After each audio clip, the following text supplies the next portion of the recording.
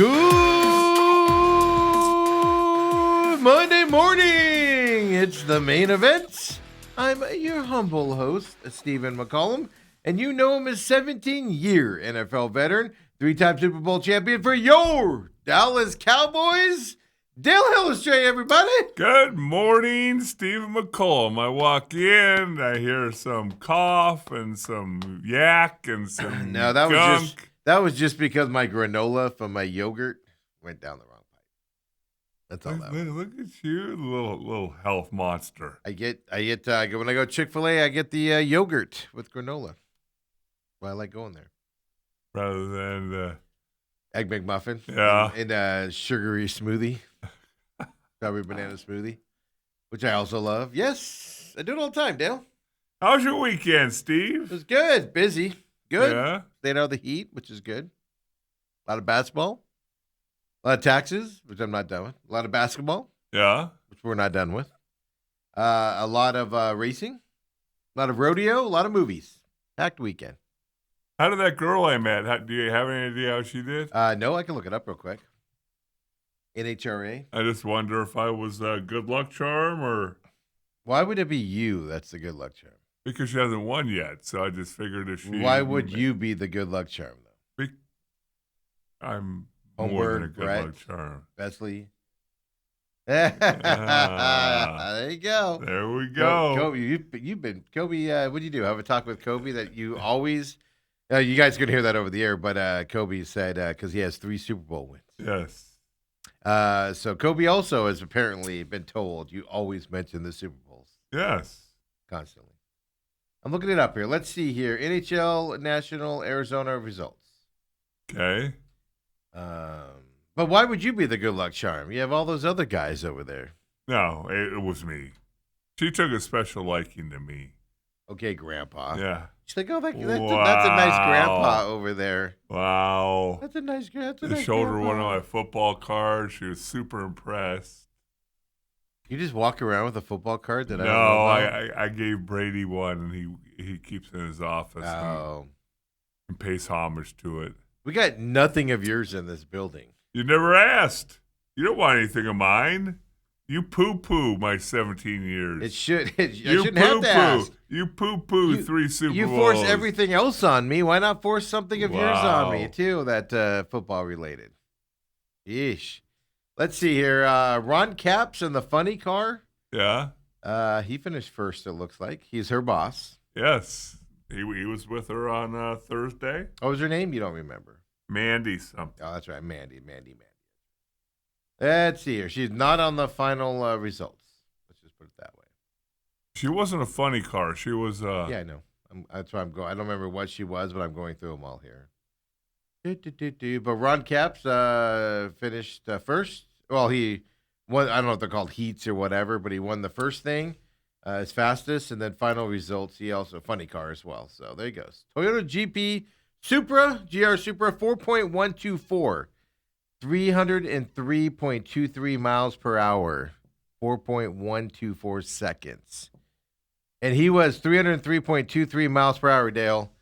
The guy he beat, Spencer Hyde, in a Ford Mustang, 259.76 miles per hour. we killed him. 4 mile per hour difference there. Yes. Wow. That's fast. And Ron Capps is 60 years old. Yes, that's the other side. That's of it. crazy. He ain't a young guy. No. What's he got? 3 championships or something like that? 4? Something like He's that? got 3. Him and I are Oh, tied. 3. Yeah, I knew he had a bunch of them Yeah. for them. I don't see her name anywhere on here. Oh, dang. Oh no, there it is. Top Fuel, number 1 in the. I'm gonna call them heats because I don't know what you call them. Sean Langdon was first. Leah Pruitt was second. Doug Kalita is third. Maddie Gordon finished in 4th in the Top Fuel for the deal. She was ahead of Tony Stewart, racing legend, and Tony Shoemaker, racing legends out there. Not necessarily in hot rods, but Tony Stewart, well-known NASCAR driver, Right. stuff like that. She finished ahead of him in the 4th spot compared to 5th. Yeah, That's my girl. good for her. And then, the final was, so she finished 4th. There you go. In the final results, Sean Langdon, this is Top Fuel, 3.877 seconds. Top Fuel has the big front end to it. Yeah. If you guys know Long. what about it, yeah, long. It's a long front end with the tiny wheels on the front, and they shoot up when they go. Sean Langdon, 3.877 seconds, 325.45 miles per hour. He beat his second place there, Leah Pruitt, 3.930 seconds. So that's less than a mile per hour faster, or a second faster. Less than a second faster. The winner got it. 325.45 was what the winner ran. Second place, 317.5 miles per hour. 57 miles per hour. That's a big difference. Less than a second, Dale. Woo-wee. Look at him go. Tell you what, both with the Caps racing team and Yeah, all because of Dale Hellestrand. Yeah. Because he went to a hit. They just happened to be there, and he takes credit for it. I think I'm going to have to get on Mandy a little bit because fourth place is not acceptable. I mean, that's not even a bronze medal. Come on, young lady. Be better. I'm just letting you do your thing here. Be better. I was letting you do your thing here. I just don't want her to get comfortable. All right, I'm looking here. You think she's comfortable? Yeah. Keep talking. Keep taking this back. Okay. In her round one, because they line up people side by side. Yeah. Round one, Maddie Gordon, 3.852 seconds, 324.98 miles per hour. She defeated her racing person, Jared Mott, 3.962 seconds. So she was a second faster, 0.1 seconds faster, roughly, for that. She went 324.98. He only went 281.07 seconds in terms of miles per hour. That was in round one. Yeah. Quarterfinal. Then you move on to the quarterfinals. She went. Oh, she defeated Tony Stewart in the quarterfinals. Look at her! Look at her go! She beat the legend, Tony Stewart. She was 3.851 seconds. Tony Stewart was 3.950. She went 324.83 miles per hour. He went 311.13 miles per hour. Not even close. She blew away the legend Yes. there. Then in the semifinals is where it did not go well for her. She was the person that beat her, Langdon, who ended up winning the whole thing, by the way. 3.979 seconds for him. She went 4.396 seconds. He went 297.68 miles per hour. She only went 187.31 miles per hour. So something had to have happened. Yeah. Car, Maybe the car pooped out. yeah, or hit a wall or something. I don't know, but that's something happened. Something happened in the sem. But she made it to the semifinals, Dale. Final four. All because of Dale Hellestrand. Yeah. He'll tell you. He'll tell you. Now I have to give her a call and give her a little pep talk. Fourth place is not enough. She beat the legend, though, Tony Stewart. That's that Tony Stewart? That Tony Stewart. The old number 20 in the NASCAR circuit. Yes. Look at that. Made it to the semifinals. Good for her. Yes. Your boy, Ron your Capps. boy Ron Capps, legend there. Which, do you take credit for him too, even though he always wins? I don't. No, him you don't. No. You just the cute 21-year-olds is the Yeah. only one you do it. Okay, he defeated Jason Rupert there. He's in a Toyota GR Supra, is what he drives. He beat a Mustang here. I'm just going to give you the miles per hour. Something bad happened to Jason Rupert because Ron Capps was 323.19 miles per hour. Yeah, Jason Rupert was 186.05. So either Mustangs are really, really slow or something bad happened to Rupert because he did not get up to speed from that side. That was round one. Quarterfinals. Let's see here. Capps he defeated Wilkerson here. He was 274.39 miles per hour. And he defeated a guy. Okay, this ain't right. He was faster. He was 4.144. He was slower miles per hour. He defeated his guy barely. The other guy went 307 miles per hour. So I don't understand. Maybe the guy started late and then, he had to beat him or something. I don't know. But there you go. He continued on and won the whole thing. Again, I'm not going to pretend to know NHRA Right. the way it goes. But there you go. Dale takes credit for everything just because he shows up somewhere near there. Way to go, Ron. I told him next year when I see him, I want him to be introduced as 4-time champion. 4-time NHRA Yeah. champ. I think they don't do it by per. They do it and then they have a national champ. It used to be here. I think now it's in Vegas. Don't quote me on that. Okay. But yeah, then they have like those races at the end of the year where you have to qualify, best regular season or whatever to get up there. So there you go, Dale. That happened. I went. What else you do this weekend besides take credit for? Took credit for that. Golfed a little bit Saturday In the heat. in the heat. Not too bad over at Moon Valley. It's a lot of shade on the course, a lot of trees, which obviously helped. And it did not feel like 105. Let's just put it that way. Felt cooler than that. Yeah. Okay. And then because I'm in great shape. Yeah, because I almost died walking from a parking lot on Saturday night. But okay, whatever. Dale's Saturday night? Yeah, it was like 5 p.m. ish. Yeah, the sun was still blazing. Yeah, but it probably cooled off 20 degrees while you were in there. It was still hot, Dale.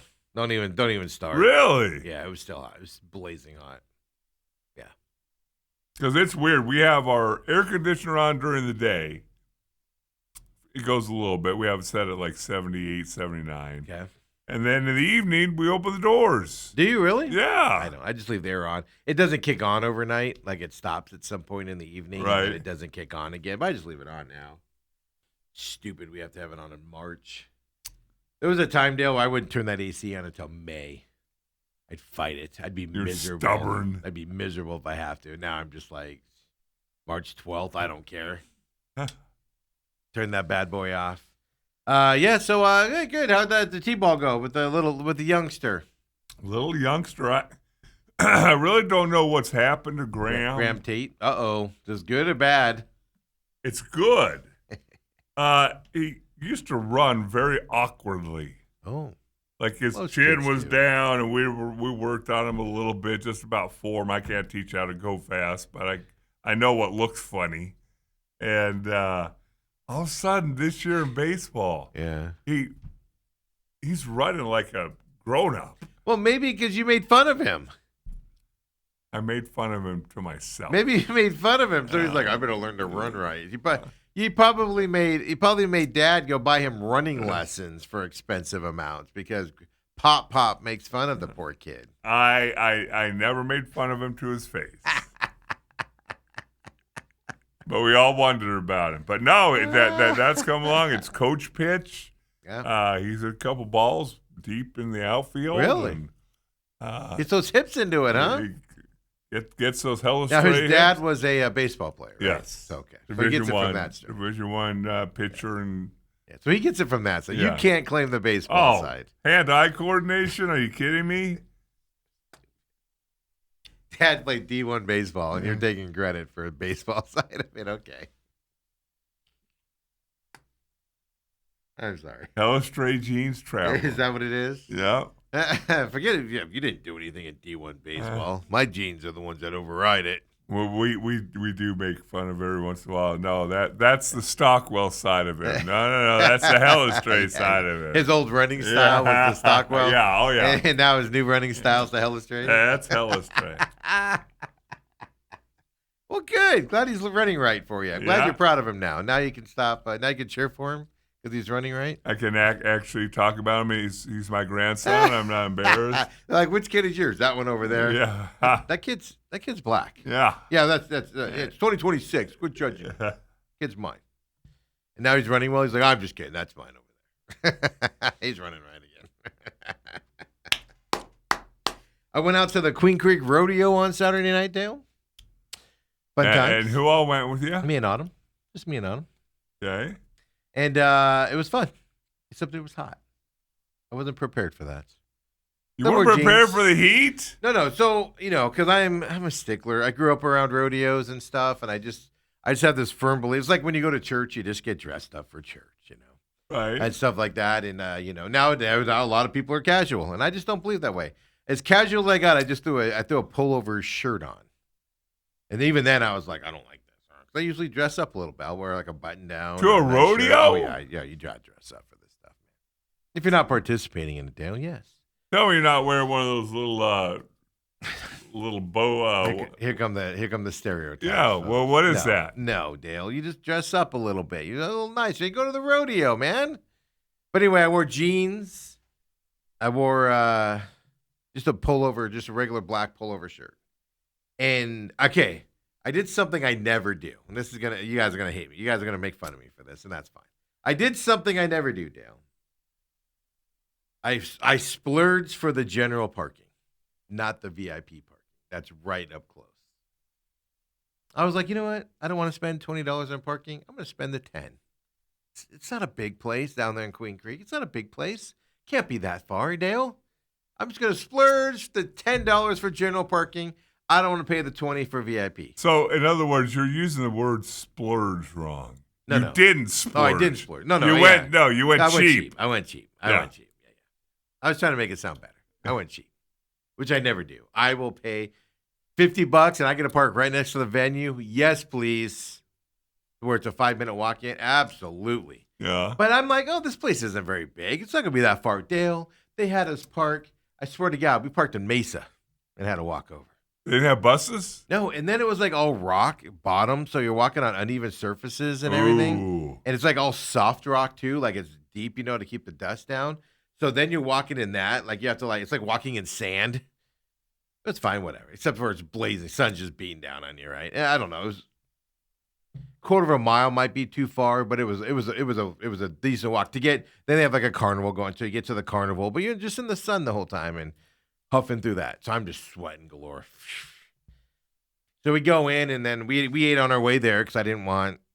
No offense to those, eating places that are in vans. The driving ones.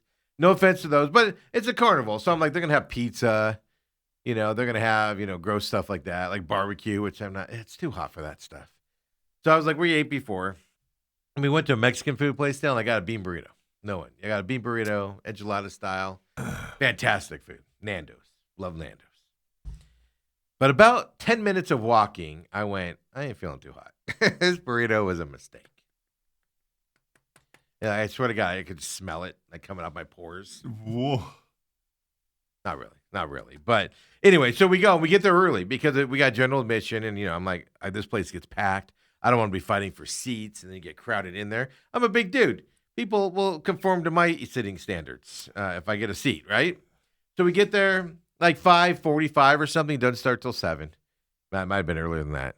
So we go in, and because we're not going to ride carnival rides and stuff, and I don't need to go shopping for rodeo shirts and stuff. So we go and we sit down. And we sit for like an hour. Just, whatever. And it's just like you could just feel the heat just coming in, the sun just coming in through the side, right on your back and everything. Just sweating and everything. And I was fine. Halfway through the rodeo, though, dust was all kicked up. And if you don't know, it's like an indoor-outdoor. So the sides are open, but it has a roof on it. It has ceiling fans that move, but not very much, But then just as it's going, just dust is getting kicked up. And I'm breathing less. I feel my throat like closing up on me and stuff. And then it's hot on top of it, and you're just like, ugh. So we get through it. It's a fun, absolutely fun night or whatever. But we get to the car, and I'm wheezing. It was so bad. But the walk back to the car was worse with everybody. Through the sand, the rocks, which walking through sand. And you're just like, oh, I could have parked in VIP. I'd be in my car right now. So I was kicking myself for that all night. Yeah. $20, Dale. An extra $10, Steve. I know. It's so stupid. I don't know what I was thinking. I don't know what was wrong. All you need to do is raise the rent $5 a month on all your tenants. Dale, I got to give you a pay cut. Yeah. I need to make up that $10. Yeah, so I made that mistake, but it was a good rodeo. It was fun. It's a little local, small time rodeo with a big time feel to it. It was fun to watch. One bull guy made it the 8 seconds. Nobody else did. One guy got stepped on. Ooh. You saw it? What? You saw it? Oh, yeah, of course. I think Autumn got it on video. Heck yeah, you saw it. You can't not see it. But it's a fun time. I enjoy rodeos and everything. So that was fun, even though it was hot. So I got home at like 10:30 or something like that, just exhausted. Got up yesterday morning, went to the movie, early movie, 10:30 movie. Because we made those plans, I think, before the rodeo. So it was like, Like even when we got back to my house and Autumn was getting ready to leave, I was like, "Are you sure you want to do a movie in the morning? I'm gonna be tired." But Project Hail Mary, it's 2.5 hours to budget your time. But Dale, was a fun movie. It was a really good movie. I enjoyed it. Project Hail Mary. I've seen a Yes. blip for that. Who's in it? Ryan Gosling. Okay. Yeah, that's all you need to know. It's I Ryan see, Gosling. like he's the only guy. Yeah. I usually don't like movies where it's one guy in it. I get bored, or one, or they're in a stationary spot, like a phone booth or whatever, if you remember those old movies. I generally don't like those movies. I get bored with them. It was slow in times, but I was never where I was like, this is dumb, time to go. It was a good movie. I enjoyed it. And the thing I like most about it, like no CGI. They literally built the set. Even the alien was like a Muppet. I knew all that going in because I can't stand when you over CGI stuff with computers. I can't stand. That's why I hate the Marvel movies and stuff. It's just all green. The only ones I really like that way is just the Avatar movies. It's because those are visually stimulating. Those are like visual, amazing visual stuff, and stuff like that. But I recommend it. 2.5 hours. It's long. I get it, but it was really fun. Ryan Gosling. He's such a good actor, man. I like him a lot. He doesn't take anything seriously, and it shows that he's there to do a good job and just kind of have some fun with it, and do all that stuff. It was really good. I enjoyed it. I enjoyed it a lot. I didn't think I would. There you go. Project Hail Mary. Recommend it. So that's a big Saturday. Yeah. Other than that, Saturday, I just literally sat at home all day, staring at my computer all day. Well, when was the rodeo? Saturday night. 7 p.m. is when it kicked off. But you were there plenty early. Yeah, well, because we got general mission seats, so we had to. Well, you didn't splurge on anything, did you? First of all, okay. Jeez. Go ahead, make fun of the tickets some more. I'm gonna let you make fun of the tickets. And I'll tell you what I was gonna say is, if you're getting GAs, get yourself a good parking spot. Splurge on something. See, I think that's what I did wrong. Was 'cause we weren't planning on going, and then a friend of Autumn's was unloading a couple tickets. So Autumn's like, "You want to go?" And I'm like, "Yeah, it's up to you. I'll go. Whatever." She knows I like it. So she got the tickets, Dale. So you're blaming it on her? No. The parking's all me. Yes. But I think I was thrown off because I was just like, it's not that big of a place, folks. I didn't know we'd be walking that far. It's not that big of a place. Is it a much bigger place when you have to walk? Every time I go there, the parking is right next to the building, no matter where you go. And then every time I've been there for the rodeo, I've always done the VIP. This is the first time I did. So I had no idea where general parking was for this thing. So yeah, my fault. Won't happen again. The whole way walking in. You cheap ass Steve. You can ask Autumn. Even when we were driving back to park, I was like, "What am I doing? Is it too late to go back? I'll pay $30. Yeah. If I leave and have to come, I'll pay another $20." And I was like, "You know what? Let's do it." And Autumn's all like encouraged. She's like, "We'll work off the burritos." I'm like, "Okay." About 20 steps, I went, "What am I doing?" Oh, Steven. Mistakes.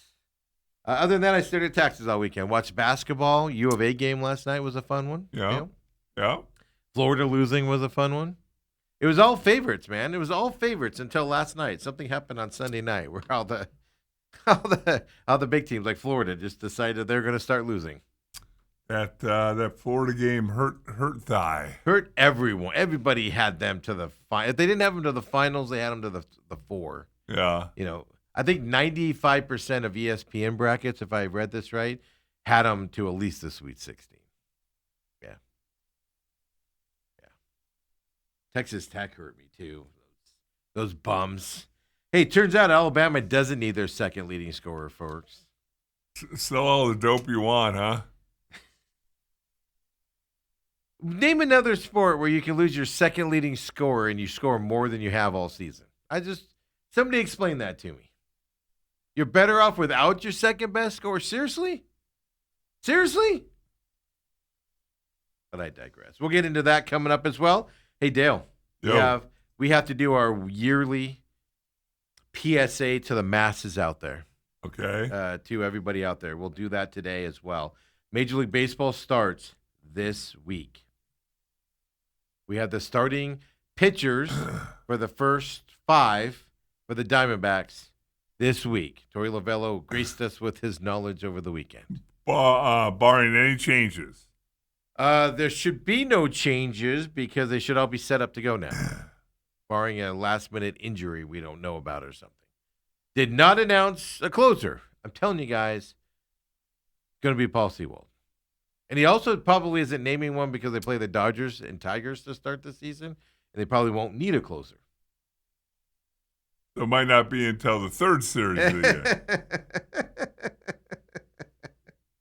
Because you're getting Yamamoto, you're getting Ohtani, I'm sure, in this first series. I don't know if he's ready to start pitching or not. By the way, do you see Ohtani had a World Baseball Classic jersey sold?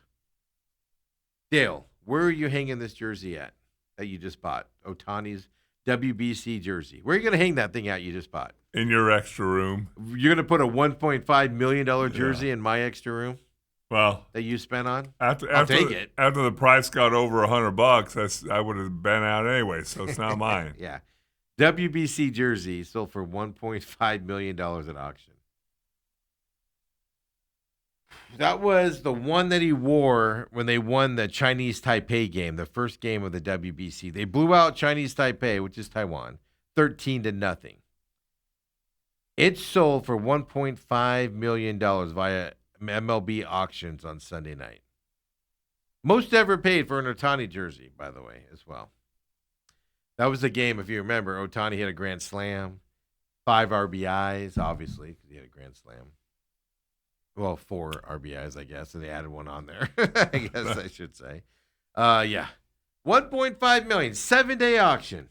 That means somebody saw it being bid up and went, I'll bid again. 298 bids were placed on this jersey as well. Good to see you win that thing, man. That was impressive. $1.5 million. 1.5. Can you imagine sitting in a room going, I got $1.5 million sitting around that I can buy a jersey that isn't gonna be as much. That's not gonna go up in price, is it? I don't pretend to understand the collector's market. Ohtani. Well, yeah. No, I'm telling you guys, it's money laundering and or somebody hiding money from their spouse. That's all it can be. Ohtani's jersey from a pool play WBC game against Australia, 2023. Sold for $126,100.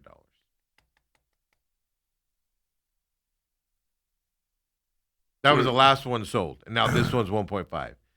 Somebody's getting divorced and doesn't want their spouse to get all the money, so they bought an Ohtani jersey to hide $1.5 million worth of cash. That's what just happened, folks. I'm convinced of it, Dale. I'm just convinced of it. There's no other reason. What are you doing? The last one was worth $126,000. First of all, if you bought that $126,000 one, you're going, yes, please. Yes. You're selling that today, aren't you? Even if you only get $750 for that one, you're like, I'll take a little less for it. That's on top of his trading cards that have been selling for huge money. I want to say one of his cards went over $2 million. Recently, something like that. Yeah, Ohtani stuff is going through the roof. I want to know if they're Japanese people buying it or if it's American people buying it or where they're from buying or it. Probably a mix. Meaning mom's Japanese, dad's American? Like, no. Vice versa? Is that what you mean? Some of them are American, some are Japanese. I don't think it comes down to ethnicity. No, I'm just curious. I'm curious if it's, it makes sense to me. I don't know what the exchange rate is, but it makes sense to me that a Japanese, somebody with a lot of money would want Ohtani stuff. That would make sense to me. An American person spending $1.5 million for a WBC jersey seems a lot. But hey, I get it. Hey, whatever. I ain't gonna judge. But we got baseball starting today, Dale. And are we ready for our yearly announcement here from Major League? Hold on, it's starting. It starts Wednesday, right? Wednesday, yes. One game on Wednesday, New York Yankees and San Francisco Giants, I do believe, Wednesday night. Is that actually in America? Yes, it is. Because WBC, they didn't go overseas this year. Oh. It's on Netflix, by the way, also. Okay, here's the deal, folks. We've been over this every year, and I'm just here to remind. I know you guys know listening here, but tell all your friends. Wednesday, there's a game, 5 p.m. our time on Netflix. That is opening day of baseball, Wednesday. Which means Thursday, nothing but home openers for baseball. Thursday is home openers for teams. Diamondbacks open up in Dodgers land, L.A. As well. 5:30 p.m. on Friday, or with Thursday, Diamondbacks and Dodgers from Yamamoto's getting the season against Zach Gallen. Opening day is Wednesday. Thursday, home openers. Then when you get done with your first series and you get your first home game, like the Diamondbacks will against the Tigers, home openers. Or opening day at Chase Field. Simple, folks. It is not opening day on Thursday, and it's not opening day on your first home game. Opening day at Chase Field is acceptable. This is your yearly reminder of getting the lore right. You cannot have multiple opening days. Get the wording correct, folks. It's my biggest pet peeve on the planet. I don't care how much bunting's up at Chase Field. Is that what we call that thing nowadays? Well, I don't care how much bunting's up at Chase Field on that first home game for the Diamondbacks. I don't care how much bunting. I don't care how much it says opening day on the thing. It's opening day at Chase Field, or it's your home opener. It's not just opening day, because you'll have 4 games under the record already. Do we got it? Does everybody understand? Yearly service announcement by Stephen McCollum to remind you to stop saying opening day. And that goes to you. I'm talking mainly to the announcers and everybody else. Thursday's not opening day. There's a game Wednesday night. That is opening day. That game counts on Wednesday night, Dale, in San Francisco. Opening day Wednesday night. Thursday, home openers for everybody. Let's do it, baby. One of these days we're going to get it right. There's war going on. There's TSA. Well, the war has a ceasefire this morning, so we're not there's the TSA shut down. There's many myriad of problems going on in this world. We're literally living in an oven here in Phoenix. Yes. And by the way, the switch is not going to be turned off for a little while. It's going to stay on. And Steve's worried about terminology. The most important thing facing us today, folks, is getting this right this week. Number one thing, home openers. Or it could be opening day at Dodgers Field, Dodgers Stadium. That's acceptable because it is opening day at Dodger Stadium. But everybody's going to go, welcome to opening day 2026. No, I watched the game last night on Netflix. That counted. And it's a new day. So this isn't opening day. What happens if you don't watch that game? Well, it doesn't matter if you watch it or not. It still happens. It's opening day. There's only one place that can call it opening day. That's in San Francisco, Wednesday night. Here's how I measure it. If both teams get introduced along the baselines, there's a flyover, it's opening day. That's dumb. But it's not. There's opening day. You can't have 2 opening days. That's not. You can't have 2 opening. You can't open the season on Wednesday and then say, "Oh, Thursday's also opening day." What? So are you changing your complaints because in the last couple of years it's been because it's opened up on overseas? I'm not changing it at all. That was opening day. Opening day was middle of March last couple of years in Japan. Then everything else is home openers. Yes, I don't change anything. Just dumb how Major League Baseball does it. Why can't you just open the season all at once? Why do we need 17 opening days, as they like to call it? Just have everybody play on Thursday. Everybody. Not that hard. You don't complain about the NFL opening up on a Thursday. Yeah, that's opening day. For them. Well, it's going to be Wednesday this year. Yeah. But you don't say opening day on Sunday when the Cardinals play. It's not opening day of the season. For I'm the just telling you, Cardinals, it watch is. watch every announcer over this week after Wednesday. They're all going to go, opening day to the season. No, it's not. It's opening day to your team's season, but you better say that. You can't just say it's opening day. You can't. What do they say, Dale? They go, Zach Gallen's your opening day starter. No, he's not. Yes, Zach he Gallen's is. the opening day for the Dodgers and Diamondbacks opening game of the season. That's not opening day for the season. Opening day for the season is Wednesday night, folks. Let's get it right, people. Every year we have to have this conversation. I will have a day. And when I become president, folks, when I become president, I will make an executive order that says the basis of it. I just don't understand, in all actuality, why we can't just have it like it was when we were kids. Just have an opening day. Just every team plays. You can still have a Netflix game on opening day when everybody plays. And then you know what that is, Dale? That's opening day. Why do we need 7 opening days? In this case, we're not, but 2. Why do we need 2? Why can't everybody play on one day? Why can't we just all sit down, Dale? Why can't we just all, starting on a Thursday is another one of my pet peeves, but I digress on that. When do you want to start? Well, here's the problem. So Thursday, you got a 10:15 Phoenix time matchup, Pittsburgh and New York Mets. 11:10, 11:20, noon, 1:10, and then 1:10's normal, right? 5:30, and then a 7:10. 5:30 is when the Dodgers D-backs play. That's on NBC Peacock, by the way. So have Peacock. Then Cleveland, Seattle at 7:10 p.m. Everybody works, Dale. Also, what else do you have on Thursday? NCAA tournament.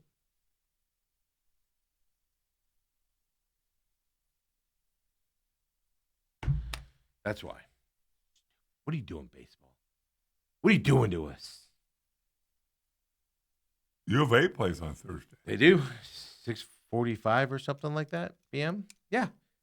So have fun watching the Diamondbacks, Dodgers, and Arizona.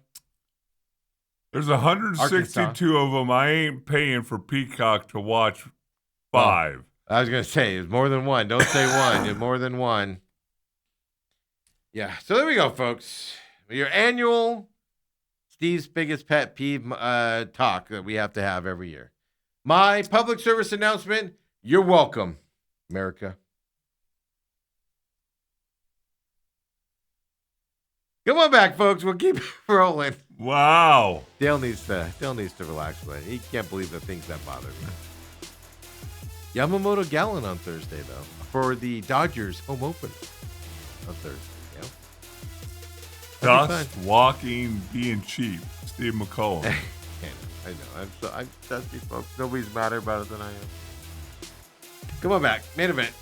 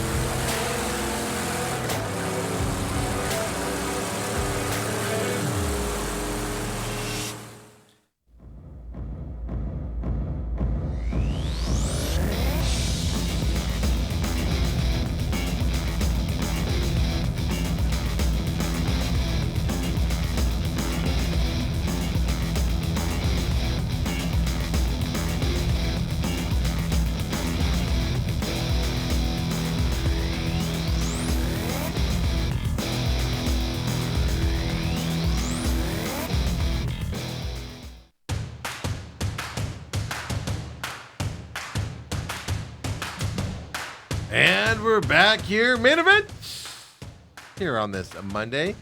Before I get to Robert's text here, Manfred, Commissioner of Baseball, said he likes the idea of a Summers World Baseball Classic. But a lot of the owners and managers do not.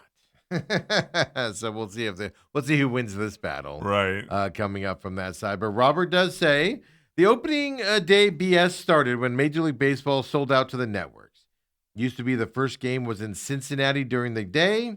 Now we have to have regular season judge highlighted. Yeah, I mean but everybody generally, there were some guys that didn't play on the first day, but it was always Cincinnati first, and then during the day, and then everybody else would play after that. And now it's just so spread out. With then you got to go to Japan in the middle of March, so somebody's starting 0-3 or whatever, when everybody else hasn't started yet. No, it's all network driven. Don't get me wrong. It's everything. Netflix paid a lot of money for a standalone opening of the season game on Wednesday night. And I get it. I get why we do it. I think it's stupid. I think it's ridiculous. Stop. Let's just stop it. Again, as I look at it, I'm like, there's so many things going on. So who's going to be ASU's next basketball coach? I can't do anything about, we're going to have an update on that here for you. I can't do anything about that stuff. You know what I can affect? Whether you call it opening day or you call it home opener. That's what I can do. That's what I can affect. So we have March Madness this week. Opening day is this week on Wednesday. Bunch of home openers after that coming up. Masters is right around the corner. NBA. Suns have 10 games left in their season, folks. Boy, it's coming to an end pretty quick, isn't it? NHL playoffs are kicking off here in the next few weeks. 2 weeks or whatever it is for the NHL playoffs around, about to pick up again, Dale. Dale coming here and going, there's nothing to talk about today. Why are we even here? Nothing to do. Dale, that's about to end. About to kick off in epic fashion here. I have to say I watched more basketball this weekend than I have in a long time. Did you? You didn't watch flag football all weekend? With Joe Burrow playing like he's 20 again? Diving, jumping. All these people wondering why professional flag football players are better than NFL players at it. Killing them, by the way. Destroying them, Dale. Destroying the professional football. It's no different than when you go basketball. NBA players go to the streets to play mecca basketball. NBA players generally get beat. Different rules, different athleticism. Oh, yeah. You mean, hold on. You can be banged and not called a flagrant foul one? Yeah. Different athleticism.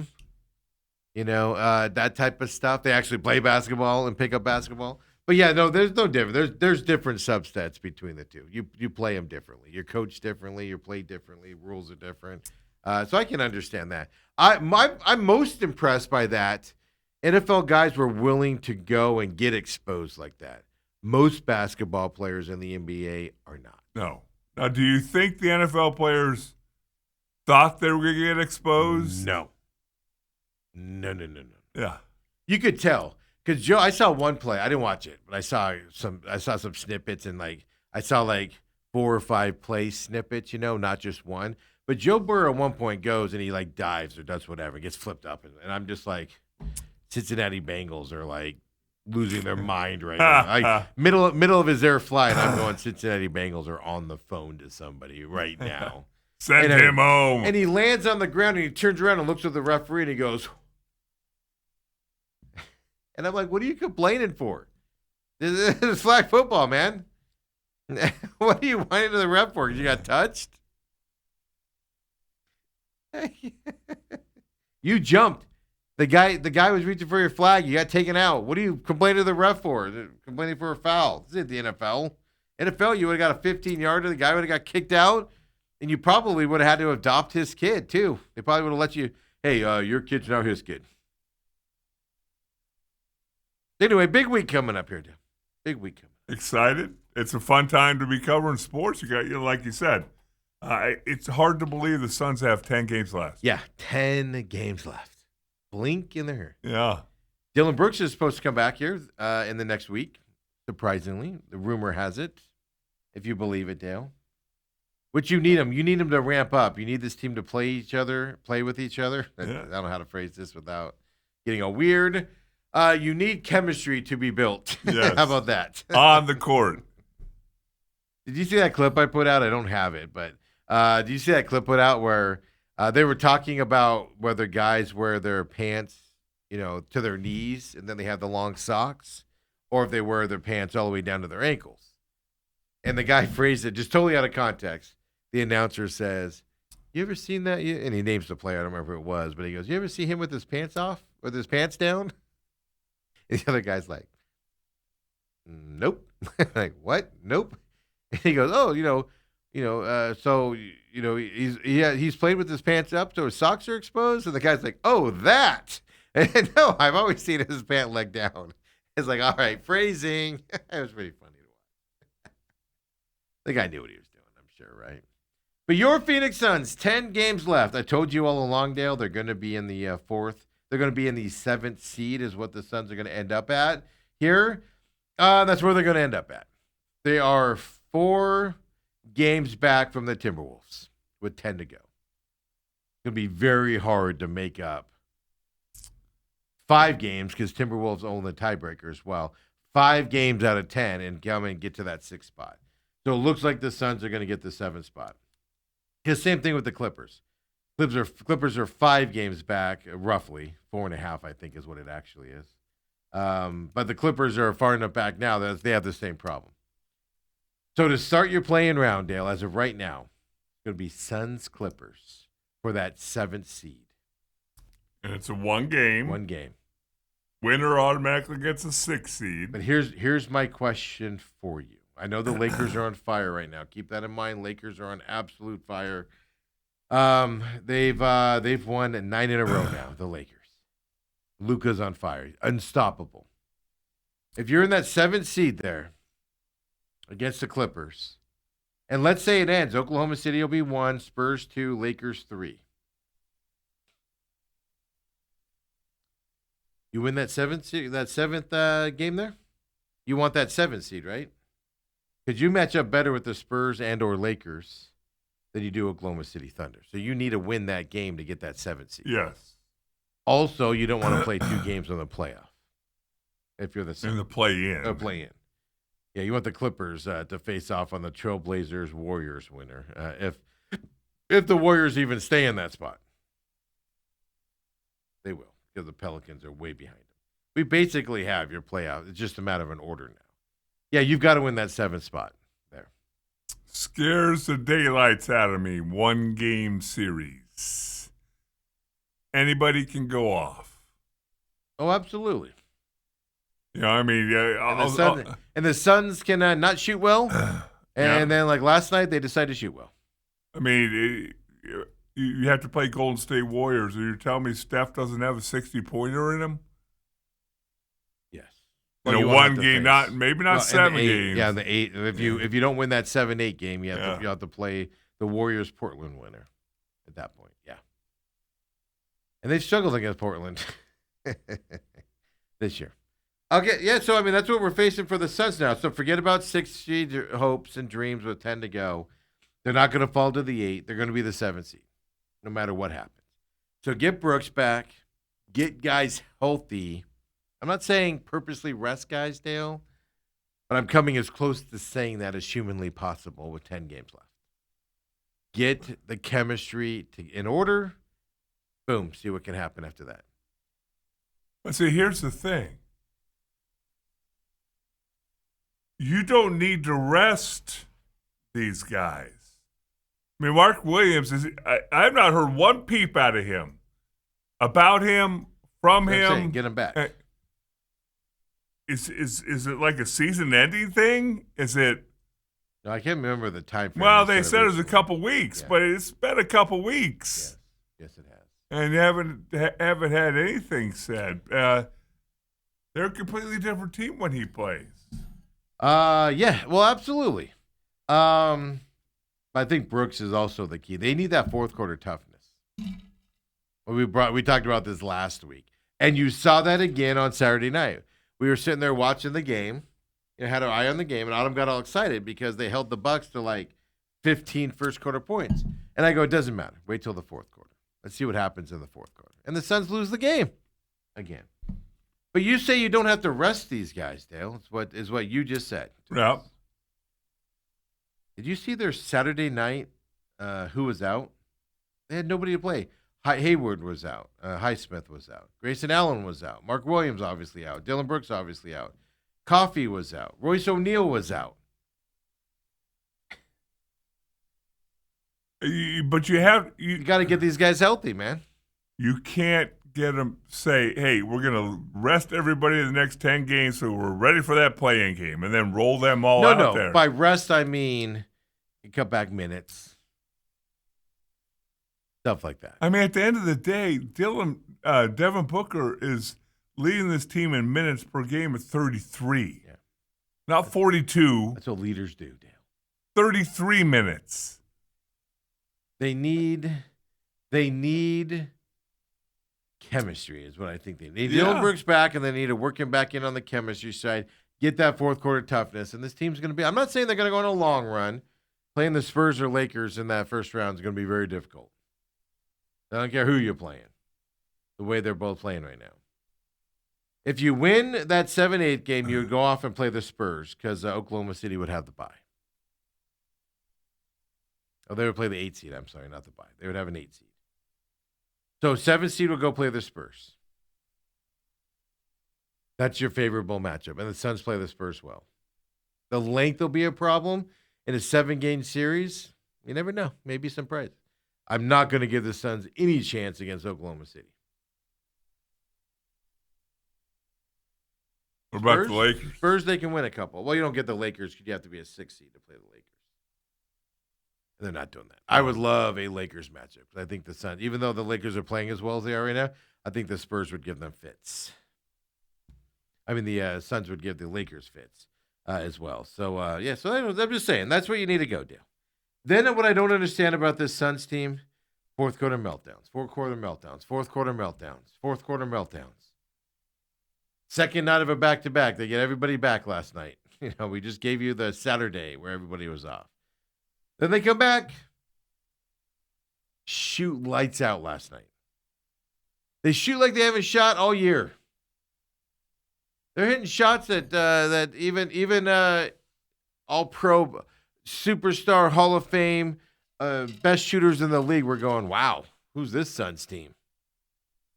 They were doing it last night, Dale, and dominated the Raptors on the second night of a back-to-back. It's confounding. I don't understand it. And the Suns, after that loss to the Bucks, they go, we're tired of losing. We got to start playing. And they showed up and started playing. Is this just a mental thing, Dale, where they don't want to play? Because they literally said after that Bucks game, we're tired of losing. And then they came out yesterday and looked like they were the Oklahoma City Thunder out there to beat the Raptors. Missing all those guys. Is this just a mental thing with this team? Is this team just like we don't want to play like it has been the last couple years? Is that what we saw yesterday? That's my question to you, Dale. Are we seeing a team that just thinks they can turn it on when they want to? No, but I think you brought it up, right? I think it's a team that, for all the pluses, one of the minuses is I don't know how mentally strong they are, especially without Dylan Brooks. Yeah. I brought that up. I used the term soft last week, and I don't mean that. I know it's a negative inclination when you call somebody soft. They don't have the mental and the physical toughness to win these games in the fourth quarter without Brooks in there. So to me, that's soft, but I don't mean that as the way you take the word soft. It's just they aren't tough in the fourth quarter. Mm-hmm. They don't know how to be tough in the fourth quarter, something that without Brooks in there. Yeah, I know. But then last night they didn't need to do it because they just dominated the game. It's a different team with or without Dylan Brooks. Mark Williams is a big part of that, too, a presence in the middle. I agree. Although Iguodala last night was where did that come from? Well, easier matchup, if I dare say that. And I don't mean that negatively for Oso. I mean, that was a favorable matchup for whoever was playing the big man yesterday for the Suns as well. I mean, here's the problem. Got the Nuggets tomorrow night. The old 8 p.m. tip-off. Not that the Nuggets are playing well, You got the Yokester, the jokester in there, the Joker. A little bit going to be a little different situation for that center position tomorrow night as well. Yeah, I would say the paint is a little bit different. So over these next 10 games, now you can't go 0 for 10. You go 5 for 5, you'll be all right, but your fan base is going to freak out. This chemistry needs to be figured out. They need to play more like they did last night. And they got to get Dylan Brooks back so he can be physically there for everybody and everything. And on top of it, everybody needs to get healthy, but they need to get tougher in that fourth quarter. That's what you need to see. Folks, they're going to get blown out in the playoffs if you can't be tough in the fourth quarter. That's NBA playoff basketball. Toughness, fourth quarter toughness. And that's how you win games. That's what they need to work on. They need Dylan Brooks back to get it. Mark Williams, whatever his situation is, I'd forgotten about him, Dale.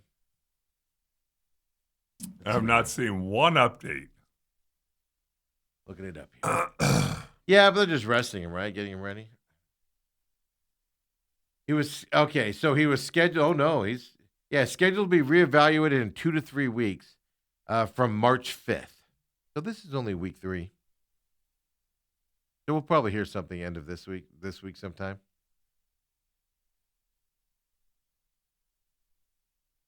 Damn. I don't know why you're looking at me like that for. I have not heard anything. This is week 3. So I just think this team is not tough in the fourth quarter like they were in the. Now I think it's a combination of things. Beginning of the season, they were tough in the fourth quarter. Dylan Brooks was playing beyond well, right?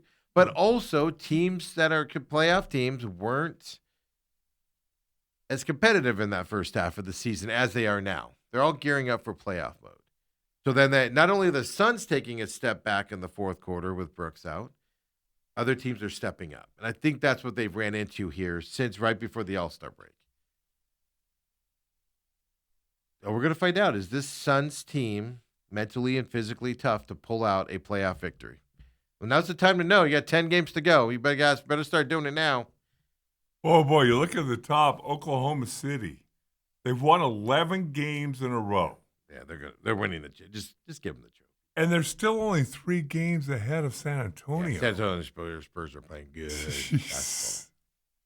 Like I said, I'm not saying the Suns can beat the Spurs. I'm saying the Suns can win 2, maybe 3 games in that series and make it a competitive series if they're tough in that fourth quarter, like they were when they played the Spurs a couple days ago, whenever that was last week. You know, they had a chance to win that game, Dale. The length of the Spurs are what's going to be the problem. Yeah. That they're going to struggle with, especially in the playoffs. I'm also not 100% sure the Spurs are going to be playoff tough. Oh, no, how tough you have to be when you have a 7'6" guy who can make threes. With DeAndre Fox on top of it, helping you out there. I could tend to agree with that as well. What you're looking at. But I don't know. So, Dale, 10 games to go. Your expectations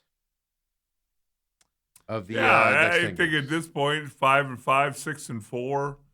Hopefully, get those guys back to play a little bit.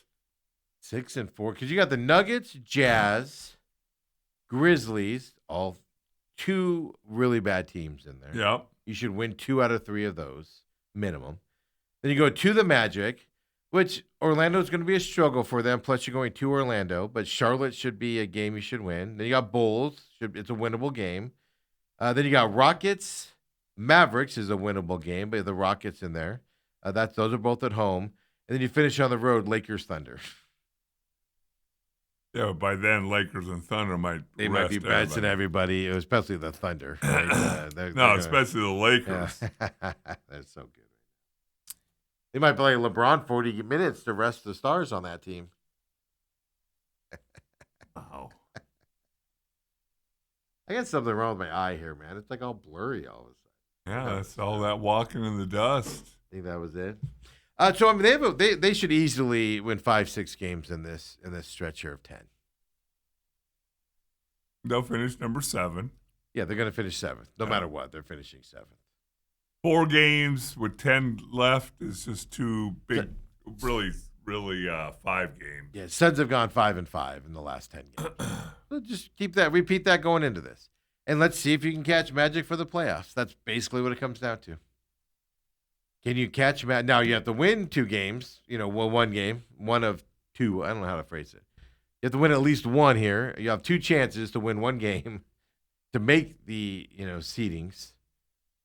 And then see what you can do. See if you can make some magic. You have a better chance against the Spurs than you do Oklahoma City, though, because Oklahoma City is winning this thing. If Oklahoma City, I don't know. They keep fighting like they do.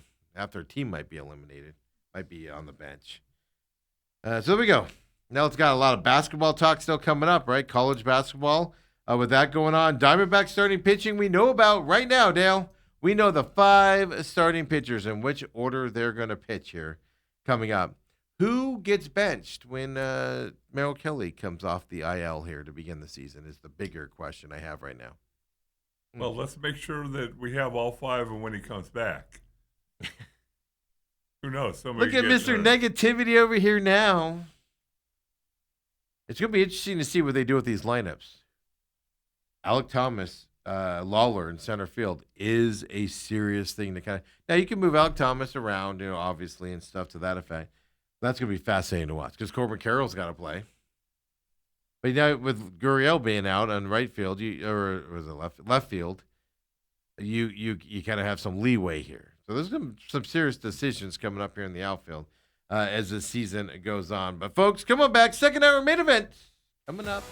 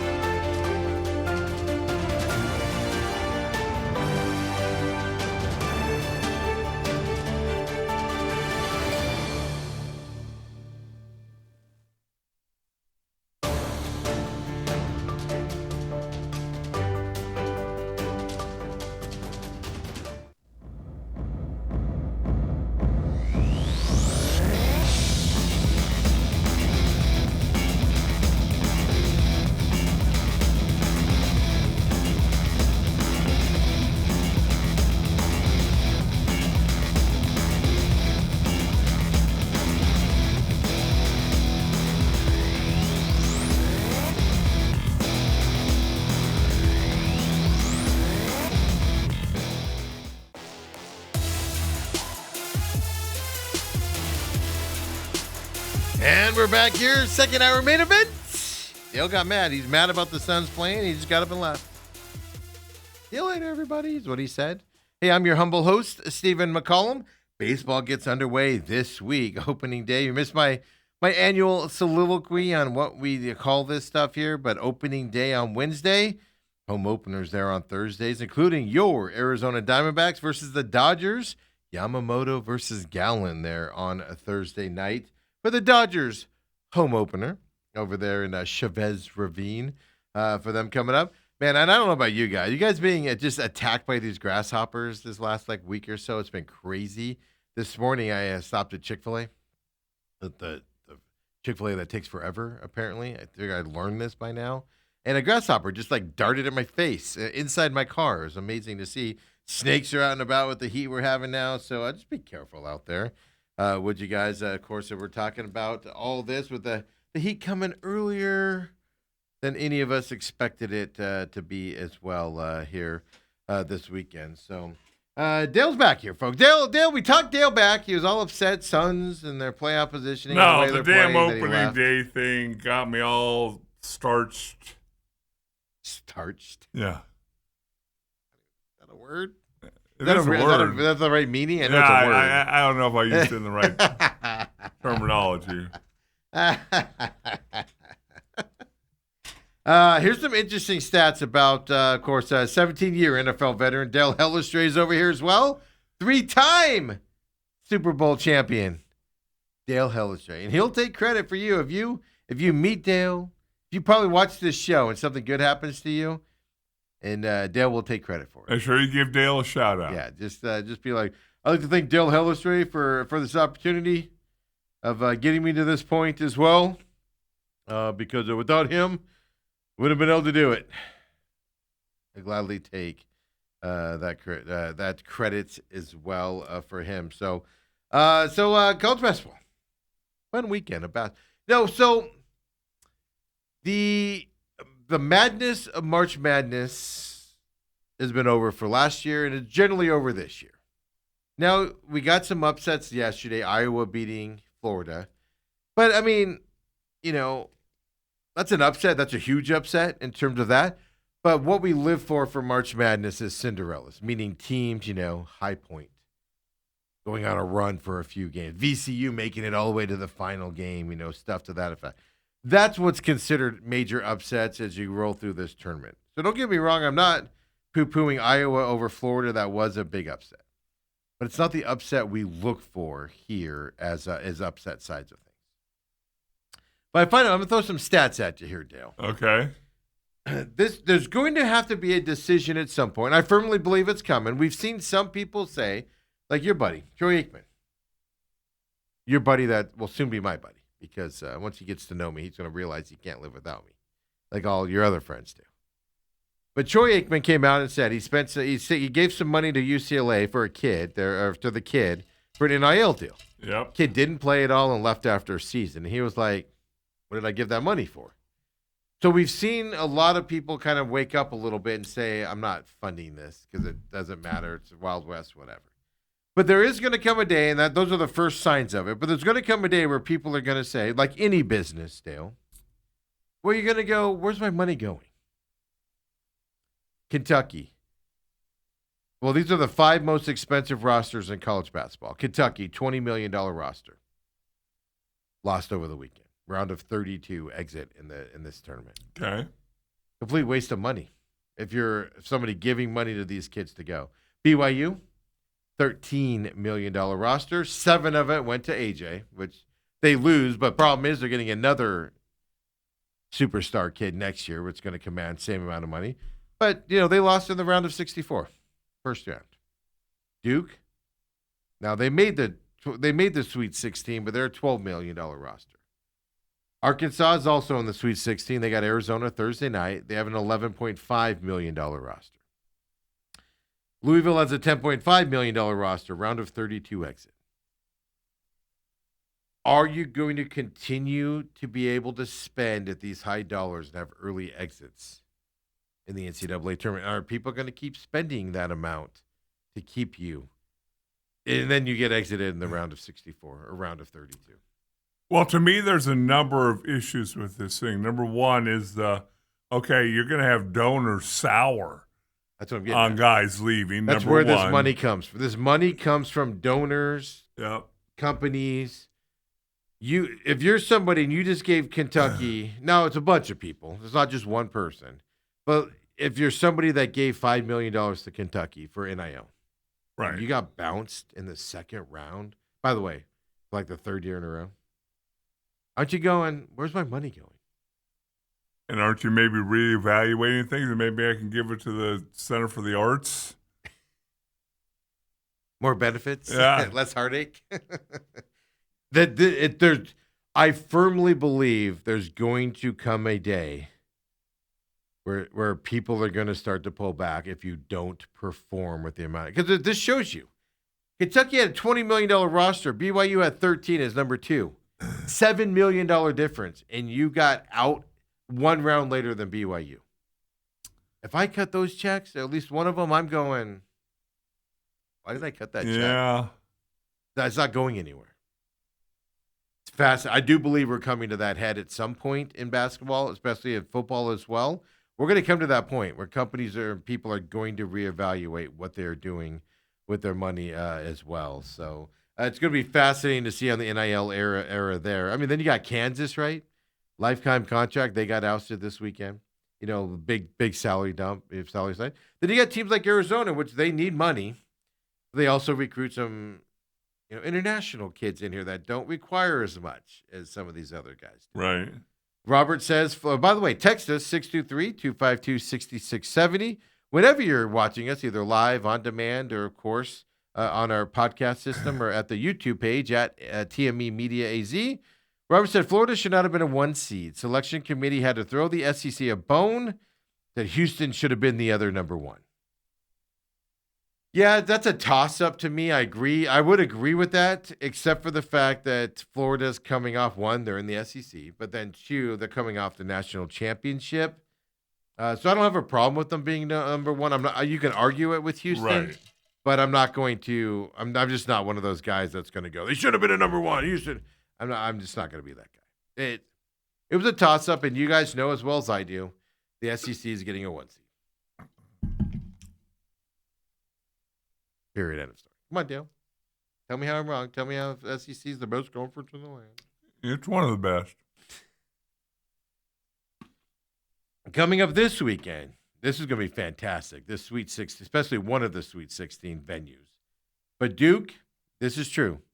Duke has never won a national championship without beating St. John's. And Duke plays St. John's this weekend. Really? I can't remember. I think it's Friday. Yes. 90-91, they beat St. John's 78-61. 91-92, they beat St. John's 91-81. 2000-2001, 91-59 victory. 2009-2010, an 80-71 Duke victory. 2014-2015, 77-68 victory. This year, I'll tell you this. If Duke doesn't beat St. John's, it's going to be really, really hard for them to win a national championship, Dale. The more you know, folks. Look at Steve. You tune into this program for pearls of wisdom. You don't get knowledge like that anywhere else. Duke will have a very hard time winning a championship if they don't beat St. John's in the next game. Hey, take it, run with it. Tell your coworkers, look smart out there, folks. Isn't that a fascinating stat, though? Yes. They have them again this like year. Who has so much time on their hand that they're going to go all the way back to 1990 to look at this stuff? That you played St. John's. Yeah. The ACC, they spent 8 teams to the NCAA tournament. Only 1 remains. Who do they think they are? The SEC? Obviously, Duke is the only one remaining at that point as well. Yeah. So 4 straight Sweet 16 appearance for Tennessee and Rick Barnes as well coming up. Iowa State and Tennessee coming up this weekend as well. In Chicago is where they're playing. But the ACC, failure in NCAA tournament beyond belief here. Only 1 team surviving into the next round being Duke. It's only the second time in NCAA tournament history where the Sweet 16 is made up entirely of teams from major conferences. This was my point I was getting to with, Iowa beating Florida. Yes, that's an upset. Do not confuse it. It's an upset, period. But what we like to see and what's gone away this last year and this year, no viable wins by Cinderella teams. Cinderella's dead, folks. Yes, you can get a team like High Point beating a team like Wisconsin. But Wisconsin wasn't going far in this. But you can get those 1 upset in the first round, and then it ends. Yeah. By the way, the only other time, Dale, because this is the second in NCAA tournament history where the Sweet 16 is made up entirely of teams from major conferences. What was the other year? I already told you, if you were listening. Last year was the only other time that you didn't listen to with me the a minute 4 number 1 seeds? Yeah.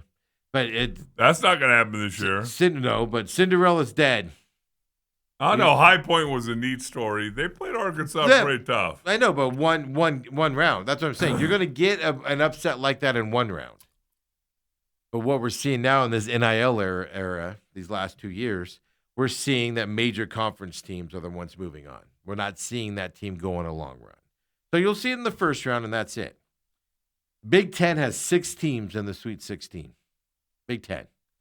SEC has 4. Big 12 has 3.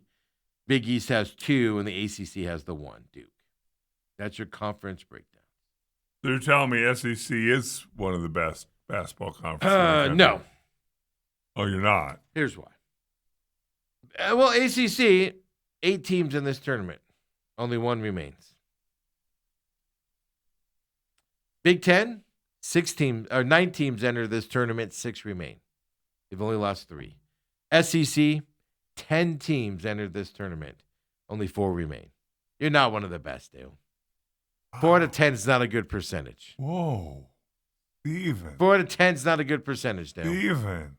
By the way, shockingly, Texas is the one that I didn't think would be alive that is. Yeah. By the way, Big 12, 3 of 8, so not much better. 8 teams enter, only 3 remain. So SEC, Dale.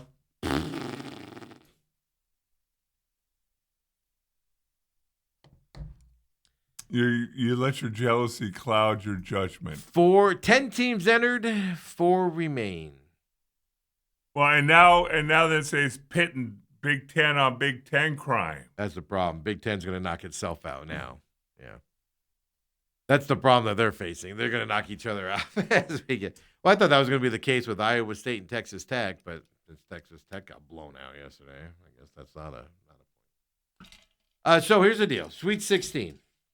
Everybody wants, and this is going into an ASU discussion, folks, is where I'm leading this. The Capital One Arena in D.C. is a site of Sweet 16 this weekend. Arizona's playing in San Jose, and they're Sweet 16 and then the 8. But D.C. Capital One Arena Friday night. Duke versus St. John's, UConn versus Michigan State. You're talking about 4 of the blue blood perennial programs of all time. Now, St. John's was there, then it went away for a while. Patino's brought him back. So they're the weakest one there. But otherwise, John Shire, Duke, and that's probably the least known name out of these 4 guys. Rick Pitino, Dan Hurley, and Tom Izzo. Battling it out Friday night. Here's the deal. So you have those 4 battling it out Friday night. Sunday, 2 of those guys are going to face off again. This is going to be fantastic here in these regional sides. These 4 teams, these 4 legendary coaches battling it out Friday night, and then 2 more battling it out on Sunday. Yes, please. It's going to be fantastic. So these coaches have 18 Final Four appearances, 5 national titles between these 4 coaches.